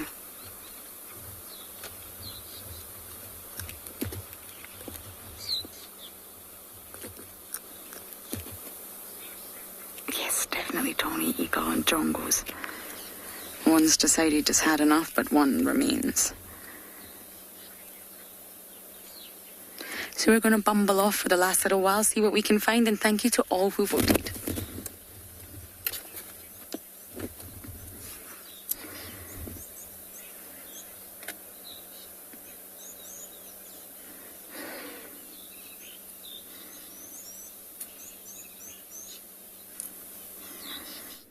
Beautiful skyline there as the sun heads for the horizon.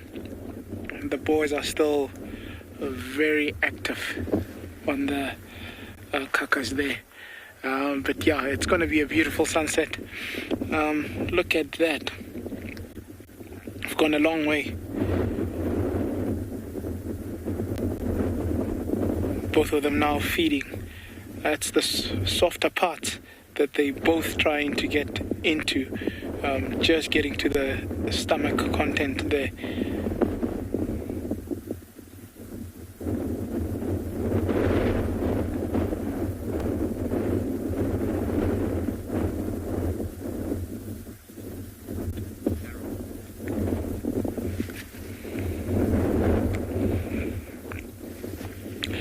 Carol, will the stomach explode if it's not punctured? Chances are, if there wasn't any animal feeding on it, yes, there could be, but chances always something happens before it gets to that point that the animal is so hard that it actually has to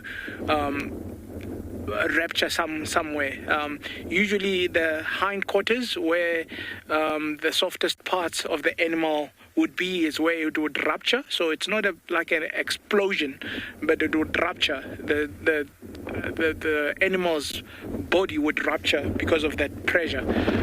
Or sometimes what happens is all the liquids and the fluids start dripping, like we saw earlier with the nasal starting to drip with the chime and everything, and that releases the pressure, and then the carcass doesn't really rupture.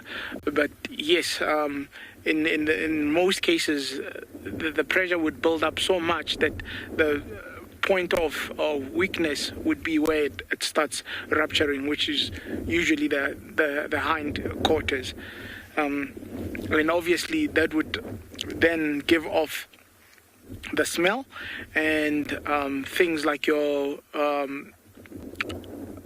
hyenas and so on will pick up on that, or even because of vultures looking for food, they can actually pick those rays of smell through their vision, because remember, it would actually come through in ultraviolet, and remember, birds can actually see in ultraviolet, so they'll be able to pick up the rise of that heat and the smell from that decaying carcass, if nothing had taken that carcass. So that's mostly likely how these carcasses get opened in the wild.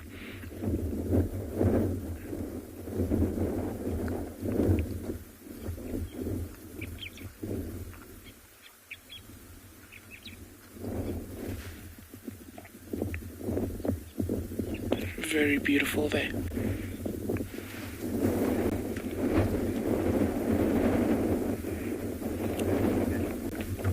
Sassy Cassie, when will the vultures come to feed on the carcass? Now, it's not every carcass that vultures would come to feed on. Remember, vultures cover big distances in search of food, and if they don't get a whiff of the carcass, or they don't visually see it, then they won't come to it. So sometimes, especially with small carcasses, anything that doesn't last long, a day or two, then chances are they're not even going to see it unless they were in the vicinity, and as the carcass is there, they see it immediately. So in a case like this, if this carcass lasts overnight, and maybe the hyenas and the jackals don't rip it apart and finish it, then maybe you might have vultures coming through tomorrow. I mean, from where we saw the zebra carcass is about a 10K radius. So there is still a chance that with this particular carcass, they could see it, but I mean, they are feeding, or they were feeding on that zebra carcass, which is about 10 k's away from us. So you can't really tell if that's going to happen, but that's what usually would happen with vultures having to find a carcass. They'll have to soil the area, and covering at times 100 kilometers in probably over a day. I mean, there are records of vultures doing up to about 10,000 kilometers in a couple of months, and that's just one recorded vulture that was actually being studied. I actually speak of such, and you can imagine how, I mean, vast of an area this animal has to cover, and it's just moving from thermal to thermal. So that's very interesting. But we'll leave the vulture story there.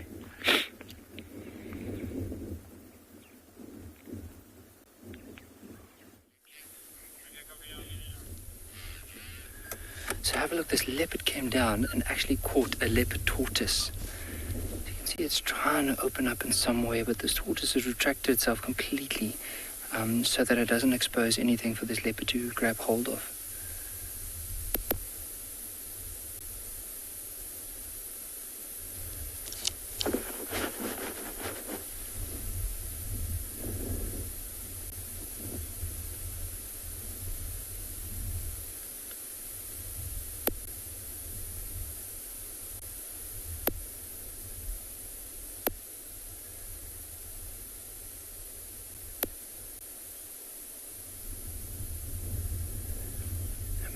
want us to do is let's just listen to the noises as this leopard is trying to open it up.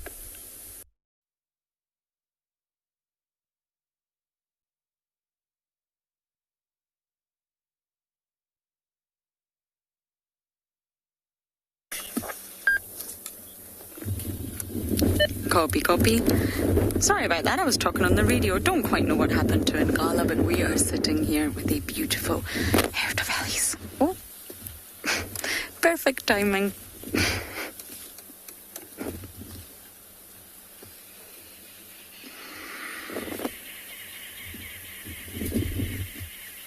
Delightful. But obviously we've been talking about how animals keep cool all day long, and I'm sure many of you know that elephants cool from their ears. Those magnificent structures in the shape of Africa that are so much bigger in African elephants than they are in Asian elephants. And it's not just elephants, hares, rabbits, they can also lose heat through their ears. Thin cartilage, large surface area with a network of blood vessels running through them. This allows a small simple hair to regulate its body temperature, just the same as elephants. It's the same concept, it's the same mechanism. So if the hare or the elephant is too cold in winter, the blood vessels will constrict, and that conserves heat. Now, when it's too warm, like right now, as you all know, the blood vessels will dilate, and that releases heat. It's all to do with their surface area to volume ratio. And an African elephant's ears constitutes to 20% of the elephant's surface area. 20%. Look at that little one. That's a fifth of their surface area. That's how they're able to lose heat so efficiently.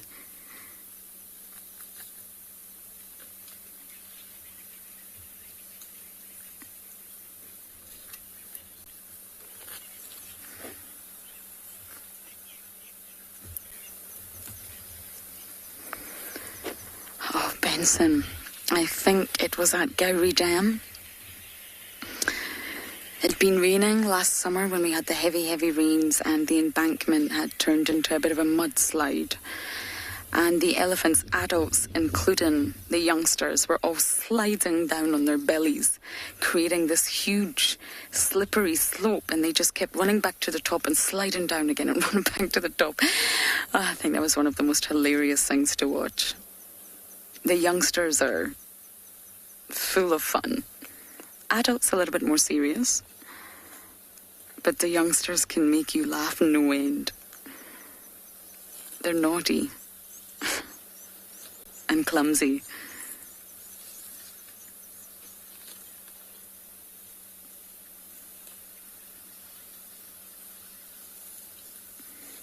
And going back to the ears, they actually give out 75% of an elephant's body heat. 3/4 of all the body heat is released through the ears. So when it comes to efficiency, I think the elephants win. We're just going to sit here and enjoy them a little bit longer.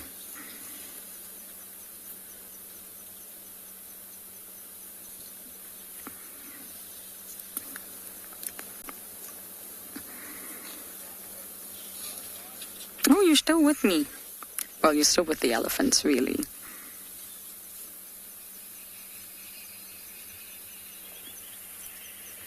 It's actually been a while since I've spent time with elephants.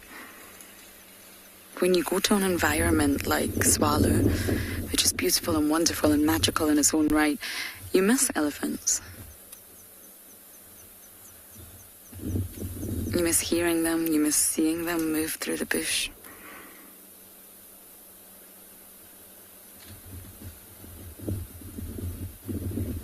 Look at those big ears, you can't miss them. They don't need to flap so furiously now. But around 12 litres for an adult, 12 litres of blood can pump through an African elephant's ear each minute. That's a lot of blood.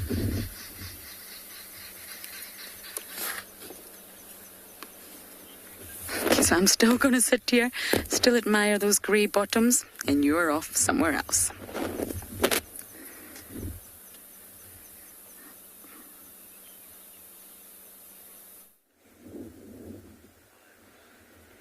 Still keeping it with elephants and how much blood. Look at how gold horizon has gone. Just the sun kissing the horizon there. Beautiful, beautiful colors there of the Kalahari. And still on the horizon there, look at the clouds, just making a different scene there. Our boys are still laboring themselves there, gorging themselves up. Look at that. We've come a long way. Almost the whole hindquarter is now gone.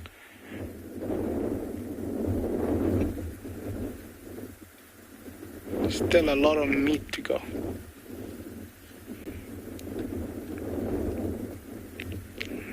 Must have heard something there. Let's see what got his attention. Look at that. Just gorged himself.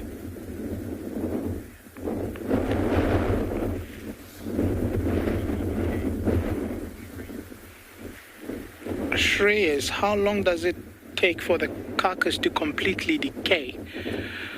Wow, very interesting question. Now, if you look at where we are, we're in a very arid place, so there's no moisture to help a carcass decay like in other areas where there would be humidity and so on. So a lot of things actually go dry before they could decay here, whereas in other places where there's moisture, those carcasses actually rot quicker because of the humidity and so on. So here you still get a lot of skin and bone and so on still lingering around if it's not eaten, and it would actually dry out. So the heat would take all the moisture out of it, and it becomes solid. It becomes so hard that the decaying process almost stops.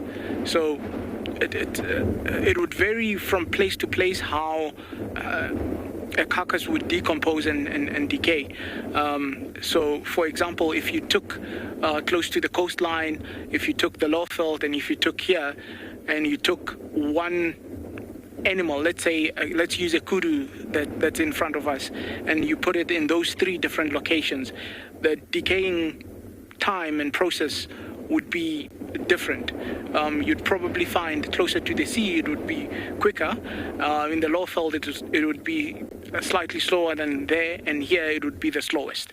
So as to a time frame as in a couple of days or so on, I can't give you that exactly, but that's the kind of time frame it would take. So here it would take a little bit longer just because of the content being dry before it could actually decay. And also worms then come into play, where the flies come in and they start laying eggs on that carcass, and those eggs hatch and the whole decaying process starts. So the maggots and so on, where here it kind of doesn't really happen. You'd get it happening at a very minimal scale.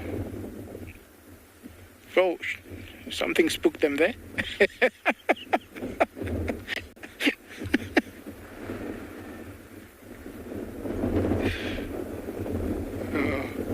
Very agile, very quick.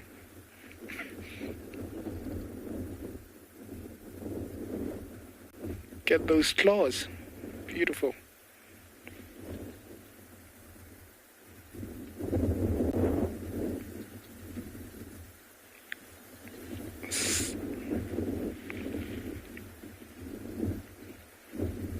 Look at that.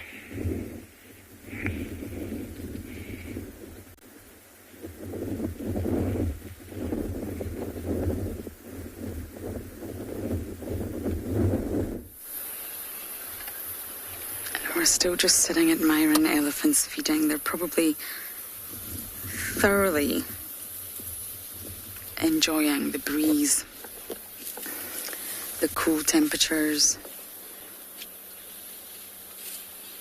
just general nighttime. Hello.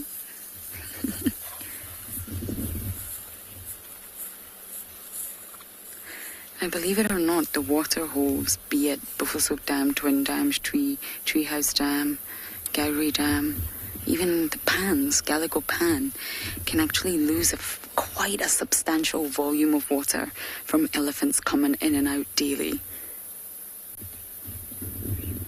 And it's not just one herd, it's herd after herd after herd. Not only do they drink, they can pull up about 12 litres at once in their trunk. They'll splish and they'll splash. They'll throw water onto their backs, which is held in the wrinkles of their skin. They'll throw water on one another. They'll just generally throw water around like it's nothing. So if we were not to receive more rainfall for quite some time, the dams could reduce dramatically in volume.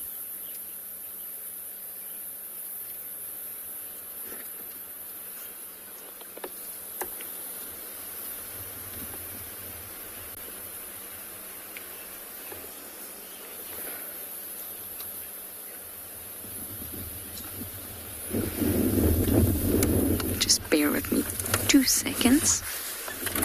We're having a bit of a comms issue here.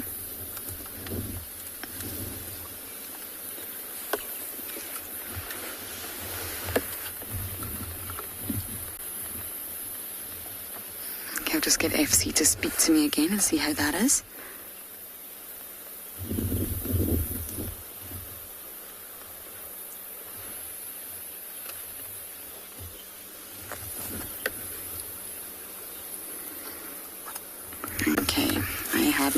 So we're going to rely on hand signals here, which is absolutely fine. Nothing we haven't done before.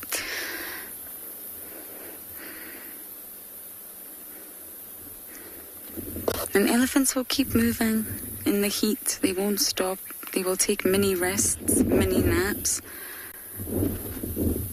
But they'll keep moving. They will seek shade. They will seek water holes, but then they'll keep moving.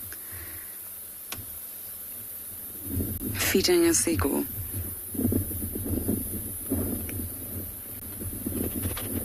Bulk grazers. So therefore they need a substantial amount of food. Really poor digesters, they need to just keep going, keep eating, keep feeding in order to sustain themselves.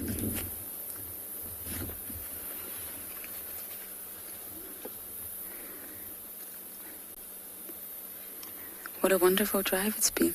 Spectacular. Very reptilian once again, but I got to see my hyenas and Swazi being Swazi, which was wonderful. Have we lost all the elephants? Okay, we'll give you a wonderful view of the skyline, because I'm sure you don't want to look at me.